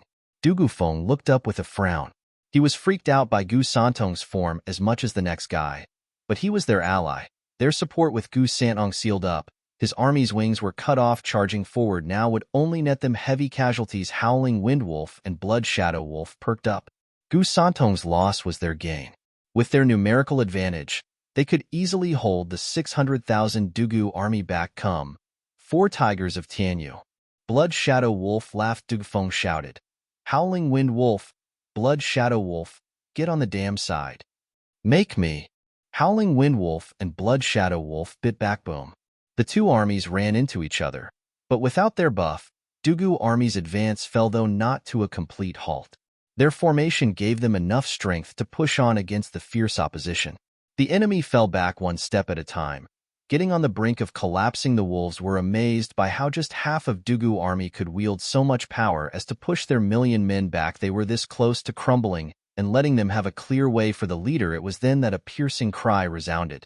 Du Gufeng watched the sky fill with thousands of golden arrows, falling down like rain. It's sky-piercing wolf's division. Du Gufeng cried, change formation, shields up, mountain formation. Whoosh. Dugu army halted and took a defensive stance. There Yuan Qi turned into an impenetrable wall, just in time to welcome the rain of arrows clanking on their shields. Howling Wind Wolf and Blood Shadow Wolf's morale lifted. Zhebi was timely with his aid. Divine archers, get ready for another volley. Zhebi ordered, and his men opened the floodgates. Dugu army could only duck under their shields and hold on against the constant hammering. When the attack finally let up, Dugu army found Howling Wind Wolf and Blood Shadow Wolf teaming up with Sky-Piercing Wolf by surrounding them. Advancing now was out of the question. Du Gufeng's side. The risk was high with this move. It was either win or lose. Flanked as we are, this is where we will meet our end. Brother, what do we do? Du Qilin asked. Du Gufeng shook his head. Our task is done. We just have to hold our ground and keep their men busy. That is the role of bait. 5th holds the true force. Du Gufeng looked towards Tuoba Tieshan's tent with a smile. In Wingay City, the House Lords were watching Dugu army get pinned down. Gu Santong bound and were worried with anxiety. Pavilion Lord Long, what do we do? We have to save them, or everyone in the city will die. Grandmother said. Long Yifi sighed. And how do you suppose we do that? Get Gu Santong freed up? We don't have the manpower. Support the army? How do we do that when we've always operated alone? We will be stuck there with them. All we can do is wait for Zhuofan. The others sighed. Xiaofeng shook his head. Did we ever stop to think the day would come when we, the mighty leaders of 7 houses, of boundless prestige, will end up so powerless? We are reduced to nothing more than spectators in the battle that will decide our fates. Haha, now I see just how weak the house lords really are. The others echoed his sentiment with a strained chuckle. On Li Jingtian's side, the elders were running for their lives. Steward Zhua, they don't seem to be buying it. Maybe they don't care about us and are now slaughtering Windgaze City. No. Zhuofan was resolute. I broke his meat suit and the guy must be boiling mad. The other 2 will be with him for appearance's sake, to save their names. They're overconfident in their ethereal stage power, thinking in their thick heads that revenge couldn't be easier. They'll never go with feints to draw us out by attacking Windgaze City. It's too much of a pain when they don't have to. Qiu Yinhai grumbled, Steward Zhua, next time if a twisted trick like Honey Trap comes to your mind, could you please leave my biddy out of it? Ha, you think I wanted to do that? She's a victim of circumstances. Zhuofan said, the plan was to draw the experts away by pissing them off and give the 4 tigers of Tianyu some breathing room. As to how we go about doing that, it all came down to the adversary. It's not my fault that a pervert showed up, even kissing me with that foul mouth of his. So why are you so upset? No one touched your biddy. In fact, I'm the victim here. The others laughed. Qiu Yinhai bowed. Many thanks, Steward Zhua, for saving my biddy. That's what teammates do. Don't mind it, Elder Qiu. Ha. Zhuofan waved him off. A bellow came from behind them. You rotten son of a bitch, don't move a muscle. I'll flay you alive, burn your soul and take that meat sack for my own. Turning around, they found 2 men and 1 python coming over at full speed. Li Jingtian turned to Zhuofan. The steward looked below and pointed at a valley. That's where we land. Elderly, someone's expecting us. Sure thing. Li Jingtian nodded and flew with the couple behind him. The 4 of them landed in this picturesque landscape, surrounded by mountains on all sides. The blissful sound of a stream and the forest animals made it paradise. The 3 ethereal stage experts touched down as well. Obscene Snake snorted, an ethereal stage cultivator, some radiant stage experts, and a puny profound heaven cultivator. Think of running from us? Well, think again. Who said we're running? Think we're scared? Is that it? Zhuofan mocked with an obnoxious tone. We just recalled that we had prior engagements and had to visit some friends. What are you doing coming with us? Hi, cut the bull. Talk trash all you want, but at the end of the day, I'll peel your skin and wear you like a suit. Back up a little, Zhuofan cut him off and sneered. Here I thought only the white-mustached Foggy was slow, but now it seems you aren't so bright yourself. How would you look if you wore me without skin? Didn't think of that, did you? Ugh. The python burned with fury. Looking lost all over the place, he was only spitting insults, not minding the contradictions. What would I ever do with a skinned body? Chapter 492, Impermanence 5. Chapter 492, Impermanence 5. Holding his head, Elder, whose savage eyes glared at Obscene Snake. Are you here to kill him, or to chat up with him? What are you doing getting tongue-tied and crap? You're dragging the intellect of our whole sect through the mud. Elder, who roared at Obscene Snake and Jackal, all he got was a huff and puff from them, focusing their angry glares on Zhuofan. It was all this piece of crap's fault for them ending like this. One in a sorry state, and the other without a body. Their reputation as an ethereal stage expert aside, he had now attacked another angle. Their brains. Obscene Snake snarled, rotten punk. I will crack your skin, take your bones and torture you. I'll make you suffer until you beg for death. Did you give up on possessing me? Zhuofan grinned. Obscene Snake's tail was whistling in rage. None of your goddamn business. Just remember, I will make your life a living hell. You will live a long and painful life. Hi. Zhuofan merely shook his head. Dumbass. Boy, are these people the target? An aged voice resounded. The elders jerked around but saw nothing. Fear creeped into their hearts for how much weaker they were compared to the owner of this voice. The 3 felt perhaps more than a little uneasy. Did we just get played again? We, the The great ethereal stage experts? An expert ambush. But Tianyu has nobody stronger than us. Even Li Jingtian's case took 1,000 years to pass, yet now there's another ethereal stage expert in hiding? The three gulped. Their common sense defeated. Zhuo Fan sneered at them, cupping his hands. I thank the elder for his support. They are all here. Please begin. Fine. The aged voice came again. From all around the mountains, space twisted until 5 aged robes came into view. Having the group surrounded, every single one of them had a handicap: one with atrophied ears, one was blind, one had a cut-off nose, and one with the tied lips. Even though his voice still came out, the last one was looking quite healthy, if one ignored his other crippled senses. He didn't even have a tongue, only groaning as he talked, following the trend. The 5 men each missed sensory organs, yet, through a twisted logic, still had the sense that the other guys were missing. Even Li Jingtian twitched a bit after looking at the creepy 5, while the 3 elders were downright stumped, even falling back in fear. Fierce Tiger's teeth chattered. Demon scheming sect's Impermanence 5. What are you doing here? Last I checked, Demon Scheming Sect is one of Tianyu Empire's 3 guardian sections. Going about our domain is only natural. That being said, I can't help but wonder, what's Beast Taming Sect doing here?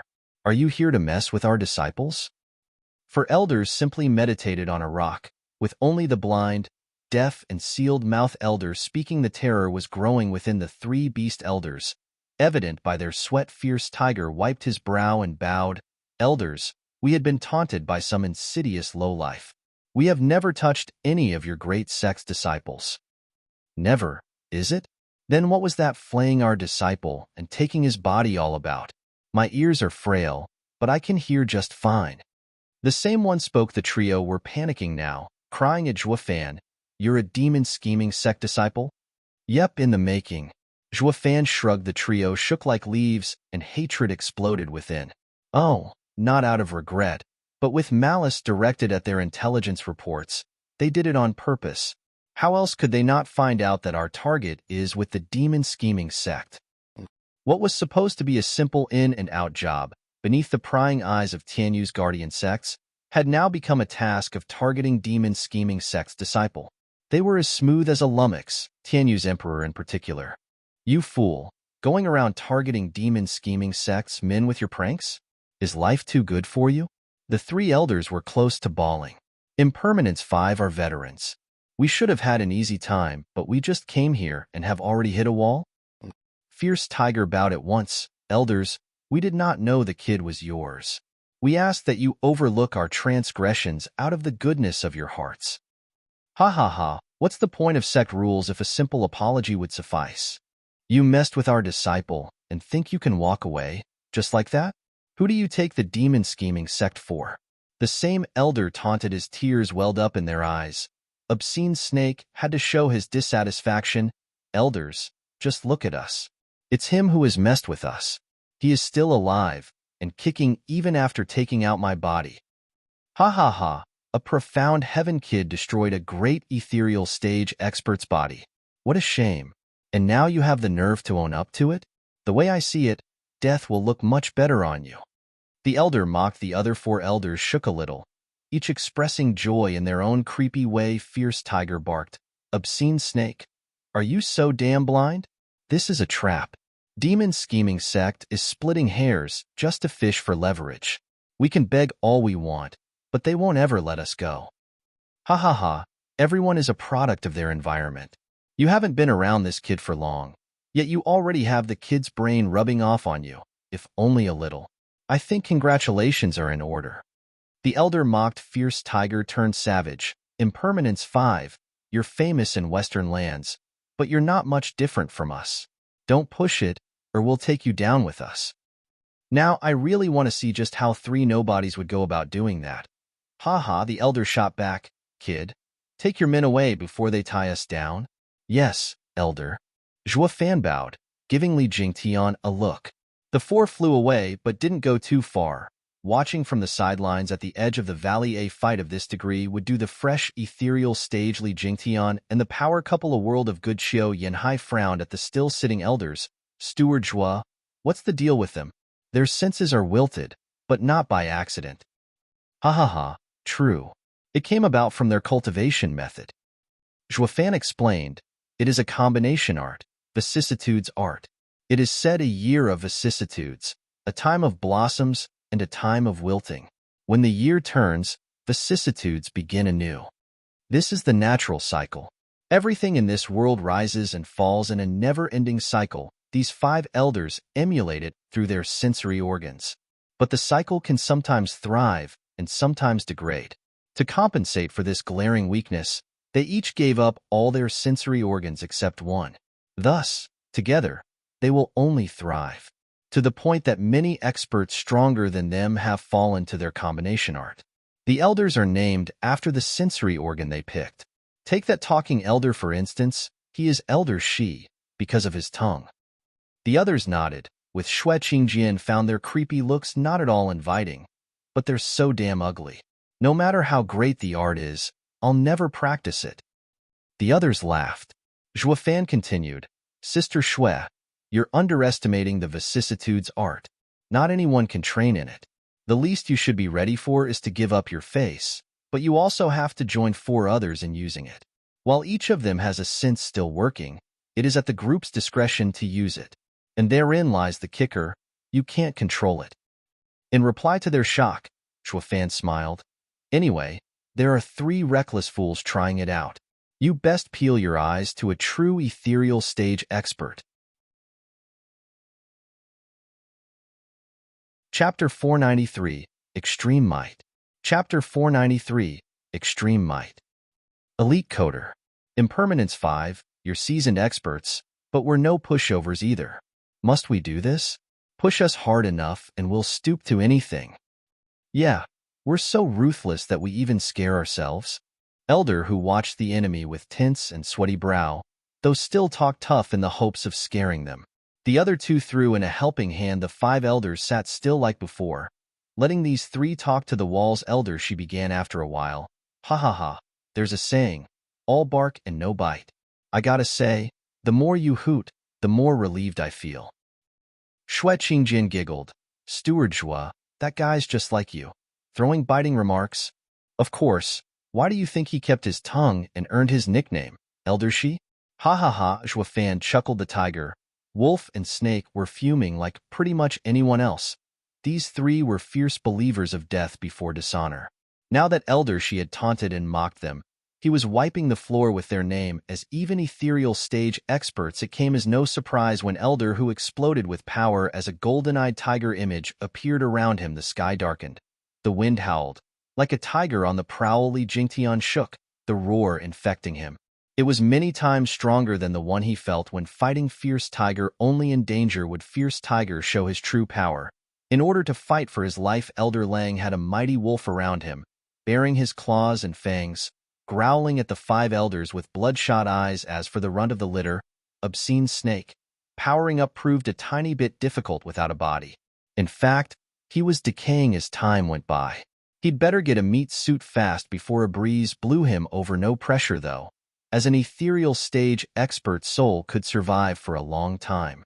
Then again, the weaker the soul got, the harder it would be to get a new body. Impermanence 5 just sat there, chilling, with no intent of attacking or leaving, just stalling. The 3 elders were clamoring to get away, though none tried to leave by force, just struggling only to find themselves stuck. Elder, who snapped first under the pressure and flew into a rage. Jackal and Obscene Snake followed. The 5 elders acted right away as well, though only in the form of one elder. Whoosh. The elder who could open his mouth appeared in front of them. The trio were exuberant. No matter how much fear they had for the 5, just one elder presented them with a high chance of survival. Of course they'd take it. 3 souls joined together, the auras combining into a might that could crush mountains. Even Li Jingtian felt fear. Their combined power came from how well they knew each other, how perfectly in tune they were, while the elder just stood there, opening his mouth only when the attack was on top of him to release a dreadful howl. Bam! A ripple like a sonic boom ripped apart the attack like paper. Hu and Lang puffed blood from the searing headache, and their soul forms vanished. While Obscene Snake had it worse, his already faint form was much closer to fading away. This attack had sapped his soul energy. Ugh! The 3 groaned, falling on the ground like bricks. while the attacking elder returned to his spot. Li Jingtian's side was bug-eyed. A mere shout routed 3 grand ethereal stage experts combo soul attack. No matter how great the gap in strength, it should never be this great. They were all in the ethereal stage at the end. Just like how divine dragons didn't have much of an upper hand against plain radiant stage experts, Zhuofan smiled. It's too soon to be shocked. That was just a warm-up. Elder Ko merely opened his mouth. That's all. What? They all cried out. What will a full-blown attack look like then? Zhuofan explained. The greatest difference between ethereal stage and radiant stage is soul form. They all rely on their souls. Using anything less means sparring. What Elder Ko used was the power of the vicissitudes art trained to its peak, a skill called Demon Echo. The others are no different. Elder Shi's beguiling, Elder Yan's deluding sight, Elder Air's omnipresent hearing, Elder Bai's uncanny smell. Each of them is just as amazing. Together, they cover their glaring weaknesses, never waning and ever thriving, flawless. No one would take them on unless they had an unfair advantage. This is the demon scheming sect's personal elders, Impermanence 5's power. They nodded, but then asked, Steward Zhua, what do you mean by personal elders? Ha ha ha. Rumor has it that the high venerables of demon scheming sect are lofty positions that the disciples have endless respect for. But only the oldest are worthy of such title, and can even grow to have the power to remove the sect leader. That makes having personal guards natural. Hence they are called personal elders.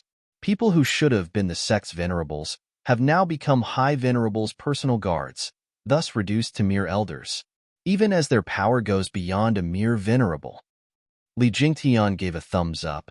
And you just asked for their help, Steward Zhua? Are you sure you're going to the demon scheming sect as a disciple and not as a venerable? Zhuofan chuckled. This is all courtesy of demon scheming sect leader, Xiaoyue. Maybe he values me just that much. Be that as it may, by sending these 5, his intentions are loud and clear. The way I see it, these 5 would find it a cinch to deal with 30 of these 3 experts. The others were so shocked that they just bobbed their heads. The 3 in question crawled to their feet at long last. No matter how much they'd heard of the 5's prowess, it still topped their imagination. Just one of them had handled the 3 of them like children, wiping the blood on his mouth. Elder who cupped his hands. Impermanence 5's vicissitudes formation lives up to its name. I accept my defeat, though it's not much of a contest, ganging up on the few of us. Ha ha ha, what are you spouting? Vicissitudes formation? We haven't even used it. That was all Elder Ko. As for ganging up on you, it's your side outnumbering him. But I get it, trying to talk your way out of it. A shame that's the most useless approach when it comes to demonic cultivators like us. While righteous cultivators like you would go the extra mile for stuff like honor and whatever, for us the end justifies the means. A loss won't change no matter how few or many are attacking. It's all about strength. Elder Shi didn't buy into the taunt. Fierce Tiger's face fell.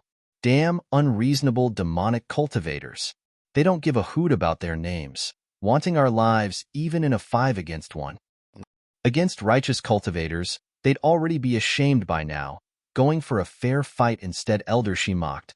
Since you're so keen on seeing our formation, though unworthy, we're happy to make an exception for your ignorant eyes. Oh no, no, no. We'd like our eyes to be ignorant, thank you. Elder, who waved around the trio together, couldn't even deal with one of them, while all 5 would kill them with a flick. It was an overkill, plain as day, like a 9-foot-tall mean thug towering a 3-year-old. A slap would do him in, but the thug just had to take the kid through the full course of his arsenal. The 3 lamented their fate's impermanence. 5 couldn't care less. They began with hand signs, clearly deciding to torture these 3 bastards. Good Zhuofans' eyes lit up like a good audience. Impermanence 5's formation was a novelty, rarely observed. To witness it was a chance that appeared once in a blue moon, especially for Li Jingtian and company. The peak of the ethereal stage would be a good demonstration of this stage's true potential. Chapter 494, Soul Form. Chapter 494, Soul Form. Ripples came out of the 5 elders one after the other, and the sky above them turned a bright green. It enveloped the whole valley, Just like a barrier, the beast elders were tense and scared. It was Elder who decided to act and bellowed as he rushed to the skies to leave this damn place 3 meters. That was how far he got. Green light flashed on him and held him steady. Fierce Tiger was aware of his predicament and unleashed every ounce of power in his being. With a roar, a golden tiger came out of him, soaring away. Elder who, don't you want your body? Elder Lang cried. All that work pumping iron to get to this stage, it was a shame just letting it go. And now he'd have to do it all over again with his next body. So despite his love for the chiseled body, desperate times called for desperate measures. While Elder, whose mind was set, using his body as a lure to get his soul to survive, Elder Lang was overcome by mixed emotions. Fierce Tiger never gave them a hint of his plan and just left them there. The 5 were sure to address this oversight the second time. Elder, who was the sole exception, who could blame him? Any attempt to let his pals in on his plan would be foiled. Omnipresent hearing was just that amazing, picking up the tiniest sounds, even transmission. Not that Elder Lang knew any of this. As for obscene snake, he was outraged. Since this plan would never have worked for him in the first place, he had no shell to shed, being a soul and all. The snake and the wolf stared slack-jawed at the sky. With Fierce Tiger moments away from leaving the valley and getting his freedom, the leftover felt forlorn. Just then green vines shot from beneath and coiled Fierce Tiger tightly like a bow-wrapped gift. Fierce Tiger roared, an exercise in futility. The green vines got him back down to earth, one step at a time. Ha ha ha. We'd have no name to speak of if even you 3 nobodies could escape us. Elder, she mocked. The others nodded, sitting on their rock and doing what felt like light work of catching him. She and Lang's faces fell. If even Fierce Tiger's surprise plan failed, what did that mean for them? Yet another ripple covered the green valley and thousands of vines came from all sides at the 2. They had no hope at all of fighting back. Any struggle was just wasted energy. Tightened among the glowing vines, Fierce Tiger roared in his feeble attempts, feeling himself growing weaker. The tiger soul was slowly fading as well, while the green glow on the vines only got stronger. The same happened to obscene snake. Without a body to shield him, his soul was taking the brunt. Elder Lang was shaking in his boots, his body drying up like a raisin, and the vines pulling his soul out into the open, awaiting the same fate. They were officially in hell, experiencing a world of pain and endless remorse. Elders, have mercy. We'll never come near your precious disciples again. There's nothing personal between us. There'll be no revenge. I beg of you to let us go. We will never forget this kindness. Spare us, elders. The 3 whined across the whole valley in a sappy and tearful voice. But the 5 elders were like rocks. Li Jingtian's side knew the 5 elders were way better than the 3, but not by this degree. They didn't even move and the 3 were already dying.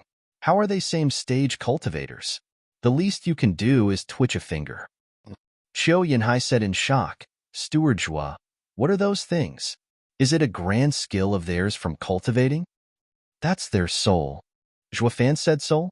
Was the unanimous question. In the ethereal stage, the soul takes shape and can be molded into any form through cultivation methods. Like those 3, they trained in a method that made their soul animals. Elder Li should be a black dragon, because of the wraith art he used to achieve advancement. Zhuafan explained.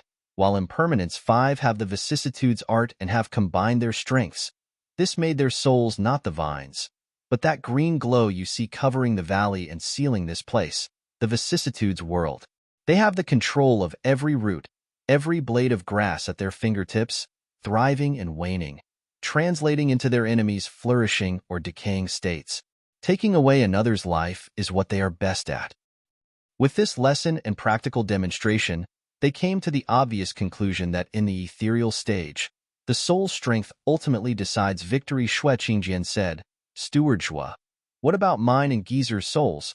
What will they be like? Zhuafan surmised.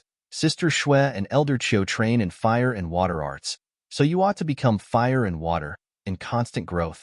Better than those 3? Xue Qingjian lit up. Zhuafan shook his head. It means no set form, like an illusion, though I can't say for sure. We'll just have to see it first. If those 3 animals were tough, they'd be breaking away by now. The soul can take any shape in the ethereal stage, each with its own advantage, all depending on their cultivation. They all nodded. The 3 soul beasts' pleadings stopped at last, their voices cut. It was now a matter of time before their souls died. Elder, she took out a gourd and with a flick, the vines threw the tamed pets inside, putting the cork on. Elder, she stashed the gourd and the green glow faded with another sign from the 5 elders. Zhuofan and the others went to them and bowed. Thank you for everything, elders. However, I didn't understand something. Why did you let them live as prisoners? Ha ha ha, this is a sect matter, Junior. Killing them is easy, as well as missing out on a huge harvest.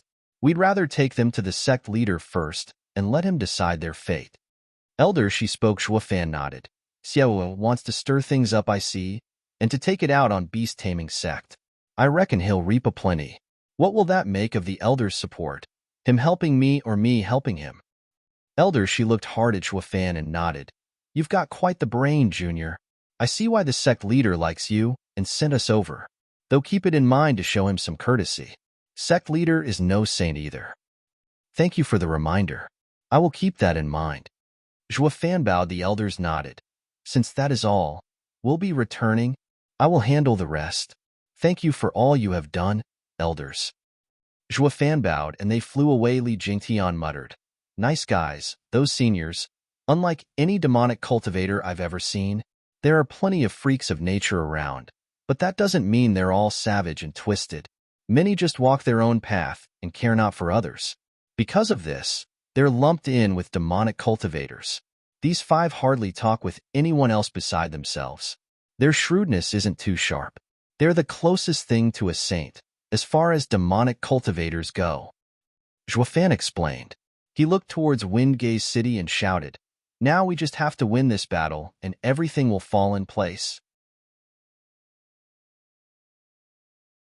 Chapter 495. All your base are belong to us. Chapter 495. All your base are belong to us. On the battlefield, the elite remnants of Dugu army with its tigers were going all out to hold back 3 wolf wardens, and their massive army of 1,000,000 men. Blood Shadow Wolf snickered and shouted, Tigers, you have my full respect for your valor and for not losing your head in panic. In my name as Blood Shadow Wolf, I promise the commander will take you in. Just surrender. Dream on. We are Dugu army's 4 tiger generals. We don't surrender to the likes of savages. Dugufeng snorted. Howling Wind Wolf mocked. Your lord threw you to the wolves, so why do you still insist on fighting? Our commander cherishes talent. Join us, and your army with you at its helm will win us all the battles. Your future will be glorious. Why must you throw it all away? And for what? That twisted emperor of yours? Is he worth dying for? Chuanrong and Tianyu's emperor's deal was just that, business. It had no clause saying that they had to like the guy for his foul schemes. It worked against him, in fact, making them admire Dugu army's valor. Instead, it went without saying, when the situation called for it, the Chuanrong army would rather flip these intrepid warriors to their side. A shame that the one thing standing in their way was the same element that had made the Dugu army invincible for all these years, their resolve and undying loyalty.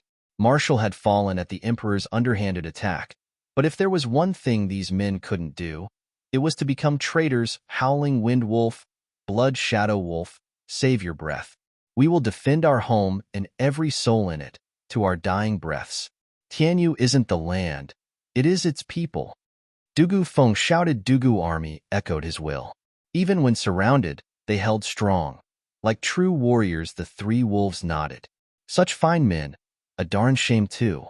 The wolves gave the signal. Sky-piercing wolf shouted, 4 tigers of Tianyu. Today is the day we'll end you and give you a proper burial. Much appreciated. Ha ha ha. Dugu Feng laughed. They were mere bait in this battle, but with death lurking at every turn, the brothers had made peace with it. The wolves were hesitating. Fighting their rivals for so many years got them to understand their character. But a soldier's duty was above sympathy and individual will, and they had to cut down their enemies without remorse, crush them. The wolves ordered while the 4 tigers of Tianyu got ready for a 3-pronged assault. The heavy and heroic mood broke suddenly due to a wail in the forest. The flames reached the heavens. The wolves cried, It's the commanding tent. An ambush. Ha ha. 5th brother made his move. Dugufeng laughed. The wolves shouted, You had someone go after our base? Your entire army is trapped. What other men are there to make a sudden strike? He never saw that coming. did you? We have one more division, led by the 5th Tiger of Tianyu, the Flying Tiger Army. We're just bait. Marshall figured out that you're out for a quick strike, going all out. So we baited you and you bought it, leaving the 5th brother free to attack your commanding tent. To capture an enemy, first take their head. Ha ha ha. Dugu Feng laughed and the wolves exploded in rage. The full might of the 8 wolf wardens was here, leaving the commanding tent in solitude and defenseless. Going where the fire burned hottest, Luo Yunhai led his steel war puppets, cutting through the remnants like butter with their capacity as freaks. Luo Yunhai found that a formation at this point was overkill. Charging was enough to mow the enemy down. They were an unstoppable killing machine. Luo Yunhai wasn't quite happy though. He knew Zhuo Fan was using this war to establish his position, a cinch with this ridiculous army, but it was so easy that it made the wind feel flat. All those years he spent in Dugu army learning formations, tactics, maneuvers, and counters were flushed down the drain. With an army like this, they acted like a locust plague, tearing everything to shreds and leaving only a mess behind. It mowed down even the likes of Tuoba Tieshan's personal guards. No order, no tactic, just head-on attack like a deranged murderous fanatic. It finally dawned on him as to why Zhuo Fan kept saying power trumps everything. Young master, there are no more enemies. All that's left is the commanding tent. We await your orders.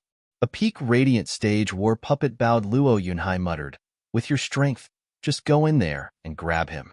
What are you asking me for? Young master, it's Steward's will. Take the commander yourself, sir, and your name will spread. It will be on everyone's lips and in their hearts. Brother Zhuo is so thoughtful, even though this achievement brings me no joy. Luo Yunhai shook his head and walked to Tuoba Tieshan's tent. The place was surrounded by war puppets. Luo Yunhai walked in to see a lone stalwart man, sitting in the high seat without fear or anxiety. Saluting, Luo Yunhai spoke. I've long since heard Godfather say that Commander is his adversary for life. Today I can attest to that. But now I've taken your camp. You've lost, so I will have to ask you to come with me. Ha ha ha, where did this egotistical brat come from? Want to beat my Chuanrong army and take me down? You have another thing coming? Luo Yunhai stared at his back. You're not Tuoba Taizhan? Of course not. Swinging around, it was just some youth in the commander's robe. Commander knew about your side's weak position. The only way to win was by taking him out. You've been had. Ha ha ha. Young master, there are enemy soldiers crawling all over the place. We're surrounded. A shout came from outside. Luo Yunhai nodded inside. Just like Big Brothers was said, the first plan only had a 10% chance of success. We'll just switch to plan B and see if the old guy is confident enough to show up. Time to pay those brothers of mine a visit. Ha ha. Why are you so calm? The fake commander jerked. Luo Yunhai grinned. Unrest has never helped anyone.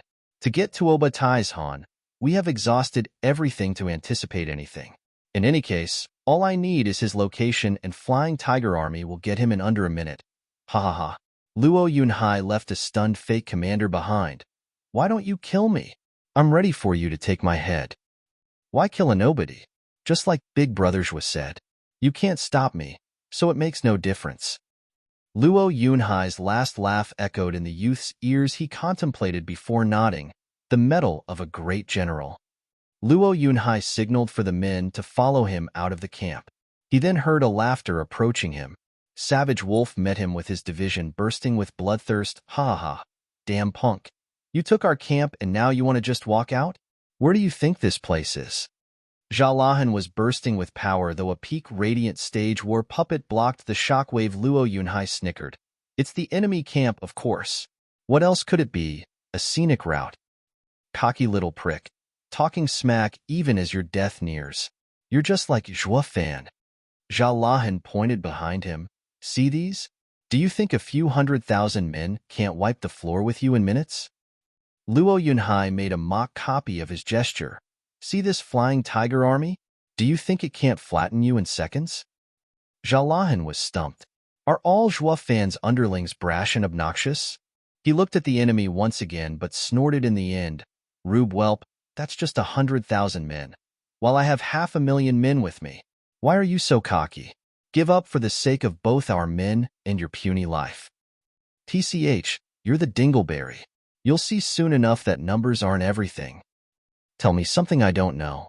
The greatest army Tianyu has ever seen has always been the Dugu army.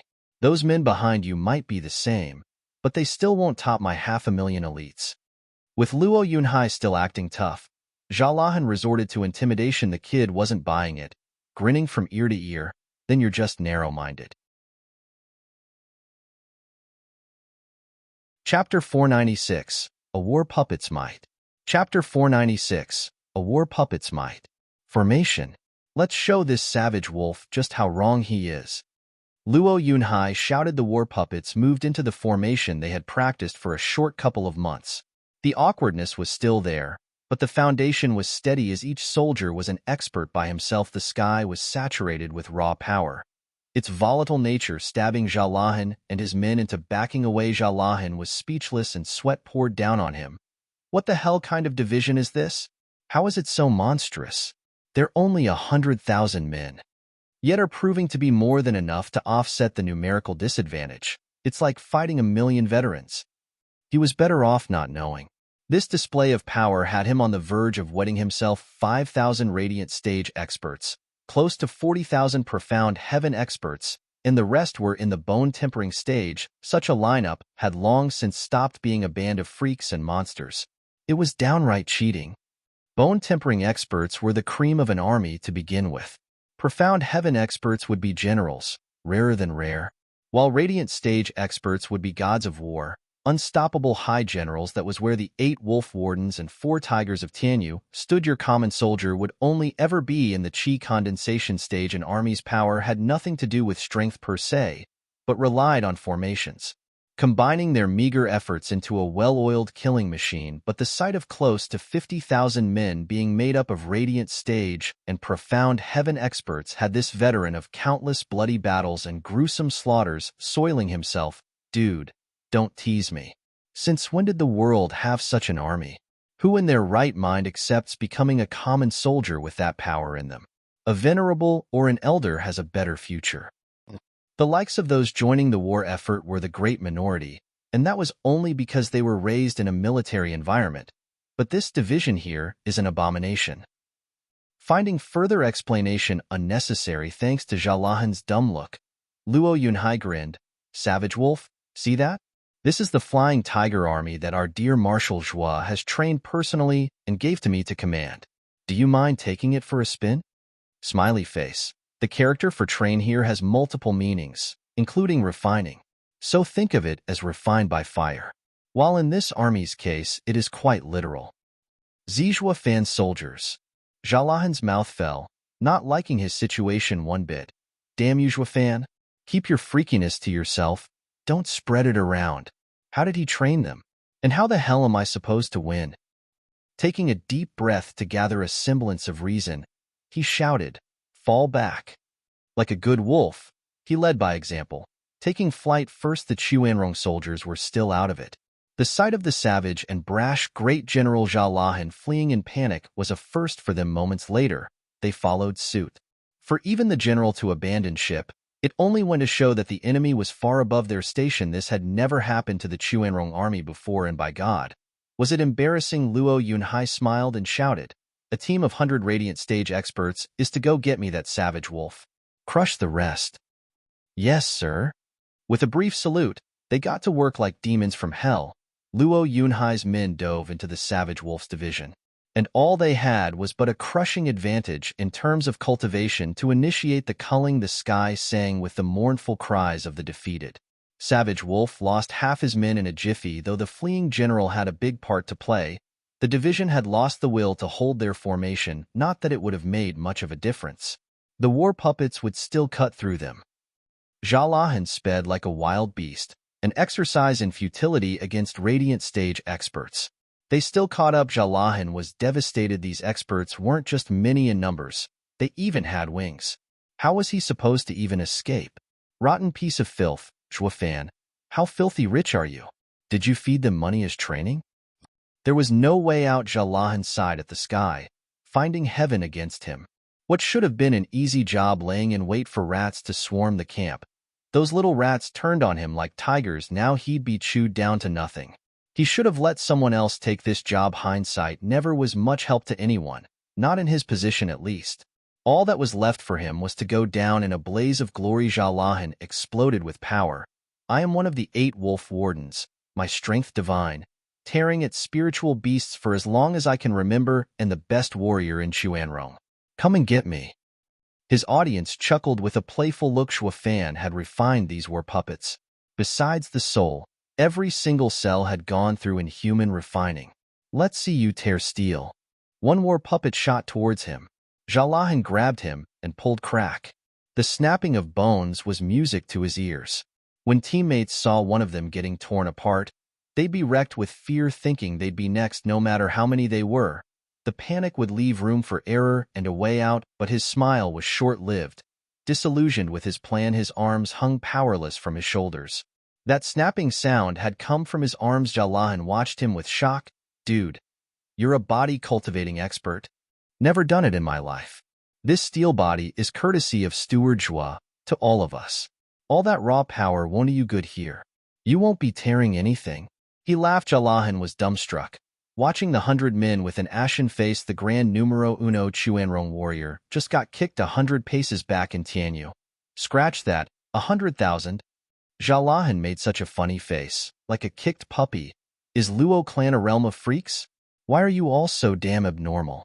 The others laughed in pride. It was finally their turn to mess with others. This is the feeling of strength.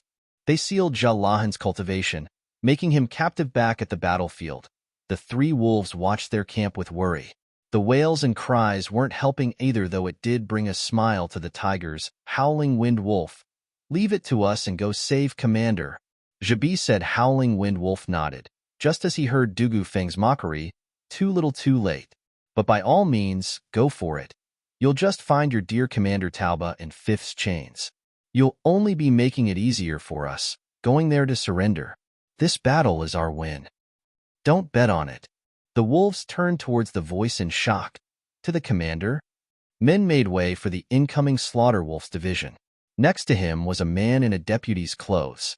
Taking off his helmet, the Grand Commander of the Chuanrong army revealed his location. Around him were Tauba Lianer and his guards, Tuoba Taizhan. So that's where you are? Dugu Feng cried. Tuoba Taizhan nodded in pride. I've studied Zhuo Fan's style, and know he is good at using tricks. And since you're at a disadvantage, the only way to win is by taking the head. That being said, I laid an ambush in my place at the camp. And just like I figured, you went for it. Dugu Feng fell silent. Zhibi and the other 2 were lost. Slaughter Wolf explained. The deployment of all 8 wolf wardens was a ruse. Commander and young miss had been by my side, while the young master was the stand-in to draw your attention. While Jalahan's division was fake, he was in fact waiting to spring the trap on the camp. Everything went just like Commander anticipated. This way their strength will fall, and taking Wingate City will be even easier. This explanation shed light on the situation while filling the wardens with utmost respect for Tuoba Taizhan. It was then that a flash of fire covered the sky, unleashing a monumental explosion and adding its own, particular, light to the battlefield. Chapter 497, Total Victory. Chapter 497, Total Victory. Tuoba Taizhan frowned at the flaming corona and a bad feeling overcame him. Just what are you planning? Is that an ambush? Ha ha ha, the few you see here are the only ones that can fight. What ambush? Then Tuoba Taizhan looked Dugufeng dead in the eye. Dugufeng's mouth perked up. Ha ha ha, Tuoba Taizhan, you fell for it. There's no getting out of this one. Tuoba Taizhan squinted. Forgive this old man for not making sense of anything you just said. Tuoba Taizhan, just like you said, we're short on manpower, robbed of the option to meet you in open battle. Victory can only come by taking the leader. No matter how important the main camp is, the commander had to be safe at all times, to lead the army. Marshal Zhuo figured you'd ditch the camp and hide among your troops. Dugu Feng snorted. Tuoba Taizhan gasped. What's the point of striking my camp then? Bait. Dugu Feng laughed. In Marshal's immortal words, all big guys like to work it, either openly or hidden. Whether we stormed the stand-in commander's camp or Fifth went for it, both would achieve their purpose as bait. To flush you out and have you explain your grand plan in a glorious fashion. Ha ha ha, Tuoba Taizhan flushed and coughed. Explaining the enemy's ploy was one of the rare joys of a commander, filling him with pride.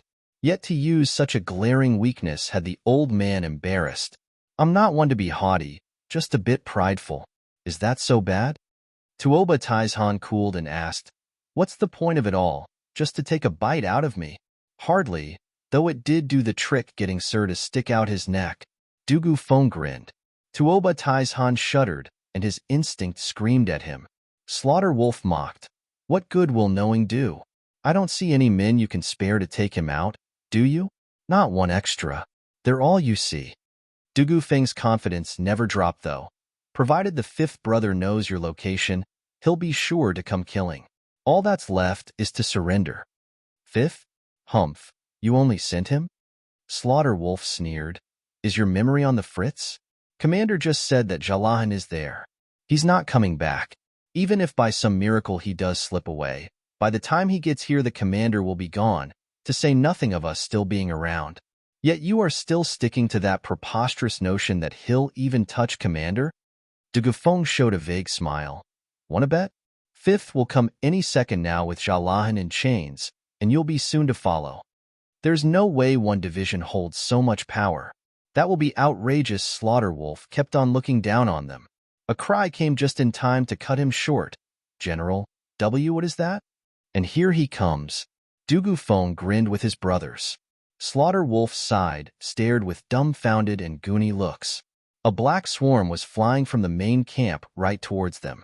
What were written off as birds, a closer look found them to be men with wings. This ruthless and savage division had no one else in the lead but Luo Yunhai. What the hell is this? Tuoba Taizhan didn't fare any better. Dugu Feng felt generous today. That is the 100,000-strong Flying Tiger Army our Marshal trained himself, under Fifth's command. Flying Tiger Army? As in really flying? Tuoba Taizhan was slack-jawed. For all his military career, he'd never heard or seen such a division. Dugu Zhantian did attain flight, through a desperate move, but it was short-lived and because of an art. Many soldiers died to fuel the Dragon Soul skill, while these men each flew by themselves. An army has chi condensation experts as soldiers, bone-tempering experts as elites with a seldom profound heaven or radiant stage here and there. But when flying, they leave their division. While half this team is made up of radiant stage and profound heaven stage experts, and the rest are bone-tempering men with wings, truly a flying division. Their 100,000 can beat 1,000,000 without any problem. Commander Tauba, let's see you get out of this one. Dugalin grinned at the Chuanrong. Slaughter Wolf blurted. Profound heaven and radiant stage experts make half of it? That means there's 50,000 experts? Tuoba Taizhan was speechless, his mind a wreck. He'd never come close to even considering the possibility that Zhuofan would pull something like this against him. He knew Zhuofan was shifty, outstanding, and a prick, but this was too much. No human could pull this off, not a normal one, that is.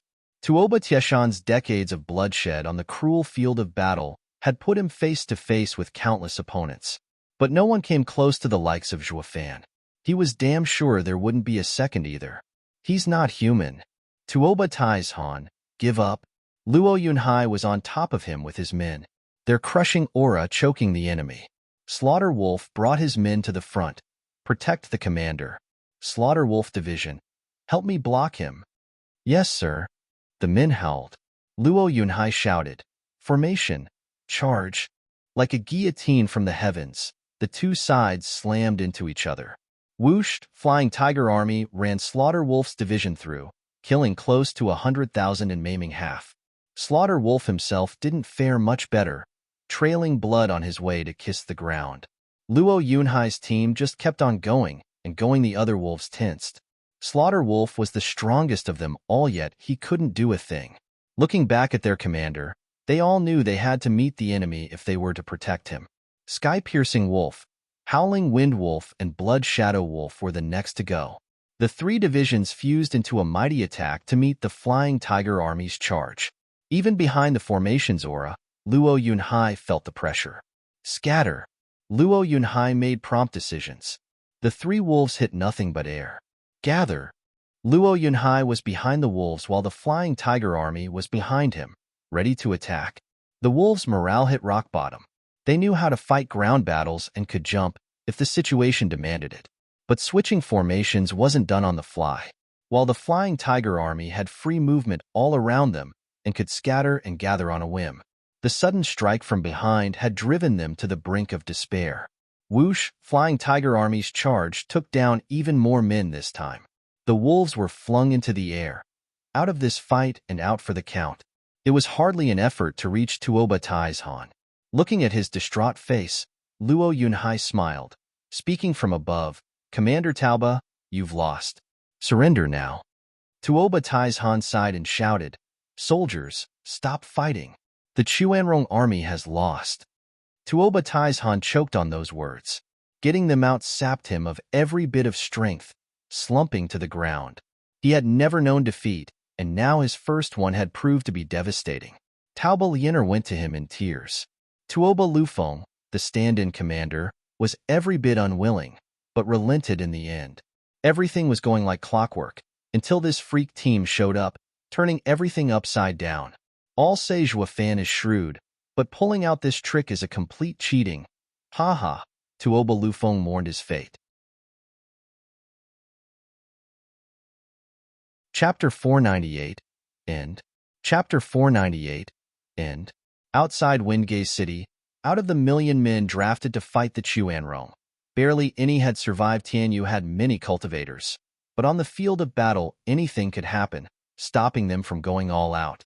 Lone wolves as they were, they easily fell under the might of Chuanrong's military discipline. These people were in qi condensation or bone tempering stage, and were nothing more than cannon fodder. Zhuofan had no hope for cannon fodder, putting them in front of the enemy just to buy Windgate City some time. The real winning move was executed by the four tigers and Luo Yunhai, although now, this cannon fodder was about to collapse. Windgate City's gate was about to crumble any second because of the Chuanrong siege. The house lords standing on the walls were waiting for any sign of Zhuofan. All they had was hope. What's Steward doing? The city's about to fall. It was at that moment that Chuanrong's commander declared surrender. The fighting stopped right away. The Chuanrong were stumped, knowing they had over 2 million men's advantage, and were this close to taking the city commander's orders left them lost and confused, while the Luo clan's recruits were so touched that they started shedding tears of joy, being able to keep their lives intact. Their next hope was for a reward, hugging a big shot and shooting through ranks. Mommy, that was tough. Crying sounds came from everywhere. Chuanrong were crying for losing and going home defeated, while the recruits were crying out of joy and their new lease on life. The house lords eased a breath, cheering at the victory. If not for seeing it with their own eyes, they'd never have believed that a ragtag bunch labeled an army could win against the likes of God of War that Duga Zhantian fought for decades. The Chuanrong's elite army, it was like a dream come true. Steward Zhua is amazing, a miracle worker. The three sages saw the exuberant joy and the crushing sadness being played on everyone's faces and frowned. A commander like Tuoba Taizhan had lost to Zhuofan, who was a newbie in the art of war. Human sage, what now? We haven't yet dealt with this little freak. Holding his gesture, Heaven Sage had a tight expression. Watching the furious Gu Santong Shadow King hesitated. If it were anyone else, our tri-barrier would have had him sapped of strength and they would be dead by now. But this brat is no human to still be so lively. For the love of God, are you that dumb to not be able to see the truth staring you in the face? Does that thing look like a human to know? Earth Sage glared. Shadow King was annoyed. Why not forget it? We'll settle our debts with him next time. With us stuck like we are, the Luo clan's men will come for us. Just where in the blazes did Fong Qiubai run off to? I never saw him once during this battle. He'd be able to at least buy us some time. The other sages nodded. Let's take the barrier down and leave. We'll think of something else the next time we deal with the freak. Heaven Sage proposed while they reached a decision. Gu Santong was still raging. You know good 2-bit pawn scum. Once I get out of here, I'll trample you to pieces. The trio jerked back to reality, with Earth Sage saying, let's not do that for now. If we take the barrier down, how will we shake him off our tail? Right at that moment, the tri-barrier suddenly lost its golden glow, and right away, Gu Santong started snapping the chains binding him like twigs. Heaven and earth sages cried out. In their confusion and shock, they turned to the missing Shadow King for answers. The bastard made a run for it. "What are you doing, human sage?" They shouted at him. Shadow King grinned at them. "With the barrier gone, the freak will kill us. It's better if you stall him while I get a head start." "You twisted goddamned son of a bitch.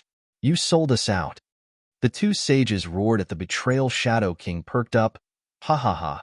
You've betrayed me once before as well. This seems only fair." And floored it away, leaving those suckers holding the barrier. Dropping the barrier now would have Gu Santong go to town on them. Just looking at him would tell you all about his rage, yet by the sounds of those snapping chains, Gu Santong's freedom was but a matter of time. Not to mention the Luo clan was bound to come over any minute now, and then they'd truly be doomed. They were dead no matter how they swung at the sadness and hatred from having such a fate, left them unable to choose. A new voice sounded which seemed to help. "Hey, you two, weren't you on Prime Minister Zhuge's side? So you're the Emperor's men. His Majesty sure is insidious. No wonder Zhuge Changfeng had such a cruel fate." The two sages swung around and paled. "Zizi Zhua Fan. Shouldn't you be dead at the hands of those ethereal stage experts? It's them who are finished." Zhua Fan put on a sadistic smile, revving up the fear the two sages were feeling many times over. "If even those three ethereal experts are toast, what'll happen to us?" Gu Santong twisted his huge body, roaring, "Dad, just in time. Kill those bastards. These chains hurt."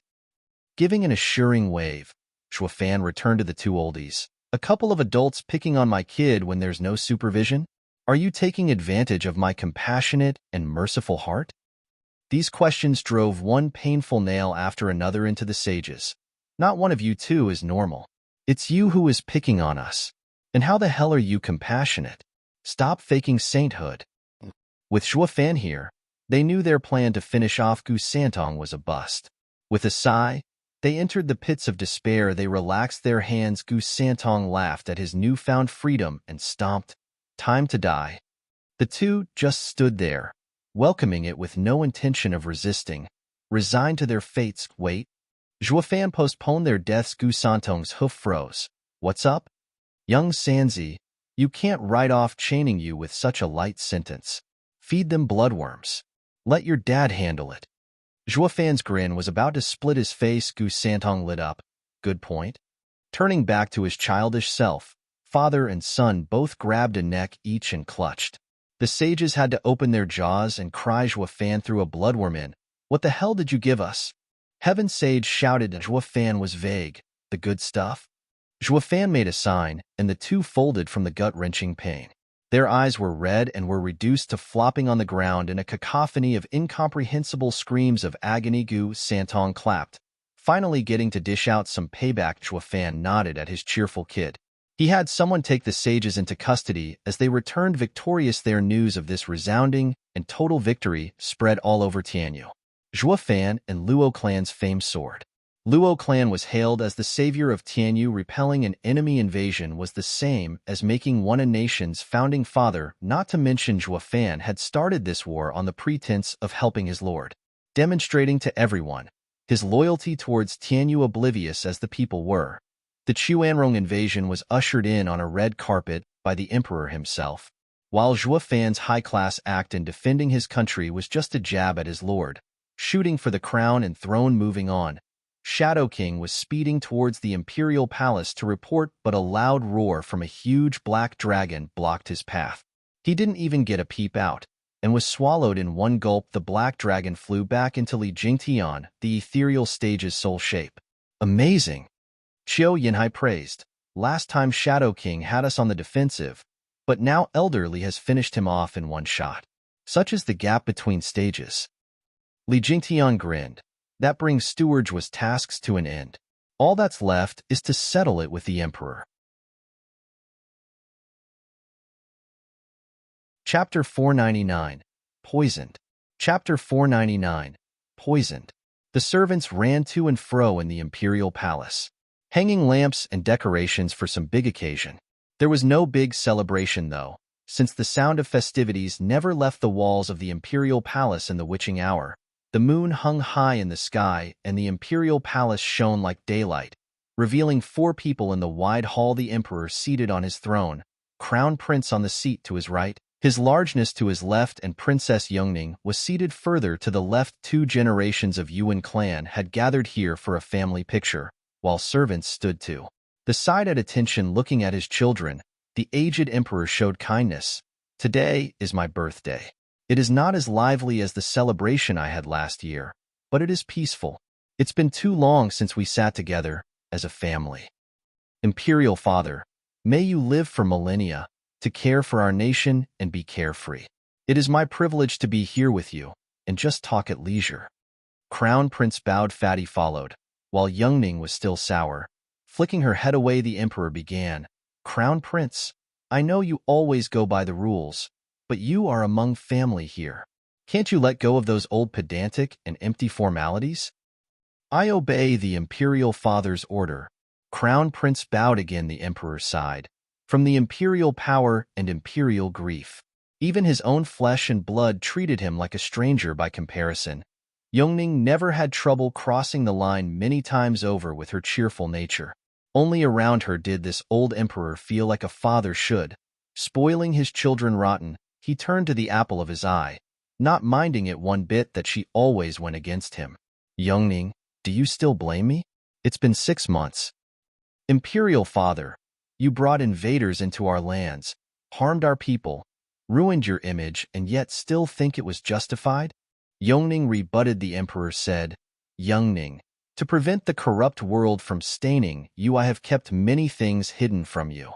One thing you should always remember, everything I do it for you all, for the future of Yuan clan.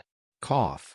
The emperor's coughing fit earned Yongning's sympathy, but she toughed it out and refused to forgive her father. The emperor smiled at her worried gaze. He turned to gesture at the empty hall.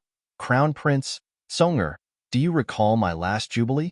With outsiders, officials, and many more coming to show respect. So why is it so empty today?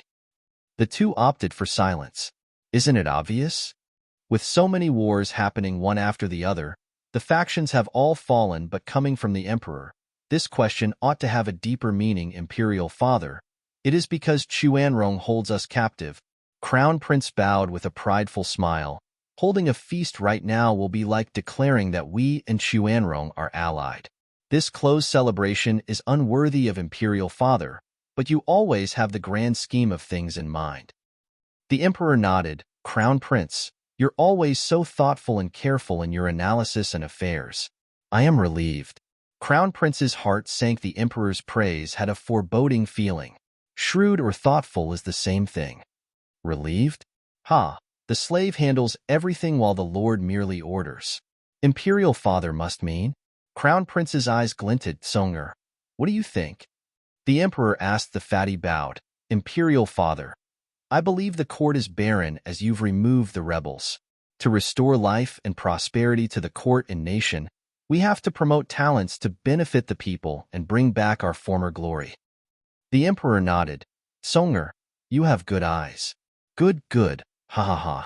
The emperor returned to his throne. Crown Prince's face was looking gloomier by the second. For God's sake, Imperial Father was testing our policies, not judging how we handle the situation. This was a serious lapse of judgment. Imperial Father must like the old third more now. Crown Prince pushed down the rancor, returning to his seat morosely. The emperor motioned for the feast to begin, having a nice family dinner. Everyone seemed happy, except Yongning, choosing to ignore her traitorous father. The emperor still watched her with the same fond eyes. Cough. The violent cough turned the emperor pale. A servant rushed over with a bowl. Your Majesty, please take your medicine. The emperor drank it all. 1 second he felt better, and the next he spurted black blood, with black mist hovering around his face. Poison. The emperor groaned. Fatty inspected with caution, and Yongning was flustered. Rushing to her dear father's side, tearing up, Imperial Father, why is there poison in the medicine? Fatty and Yongning glared at the servant, but the guy had lost it from fear and was about to soil himself. Poisoning the emperor was a capital offense. Of course he'd panic. A flat voice came. Imperial Father, you have gotten on in years and should pass down the mantle. I ask that you come to a decision. Crown Prince stood up with pride, brushing the non-existent dust off his shoulder. The Emperor shook.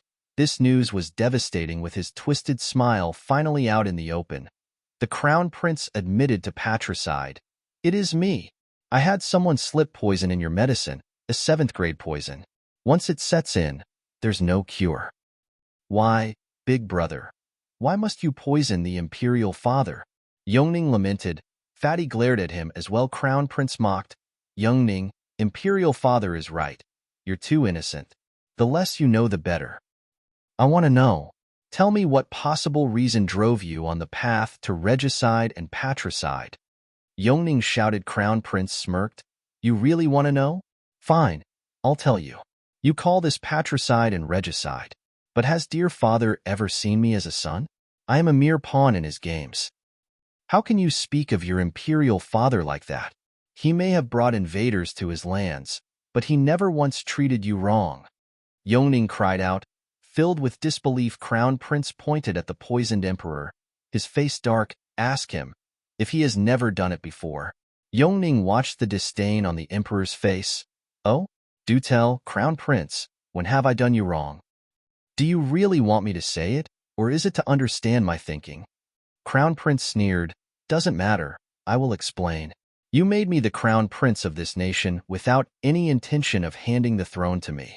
I am just old Third Shield. Crown Prince flicked a hand at Fatty.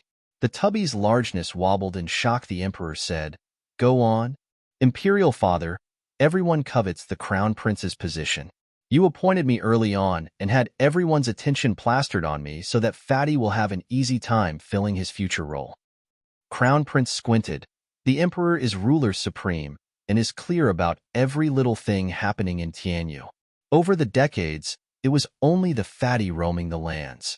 You didn't seem to like him, giving him the worst tasks, while you actually favored him the most. You alienated him to protect him. All the tasks you picked for him were to shape him for the throne, while the great Crown Prince was still stuck with a target on his back, drawing everyone's hostility, only to end up kicked to the curb at the end. Crown Prince's eyes were bloodshot. The other two were hateful and unwilling, but still turned to the emperor, stunned. Yet the emperor only stared back at the Crown Prince.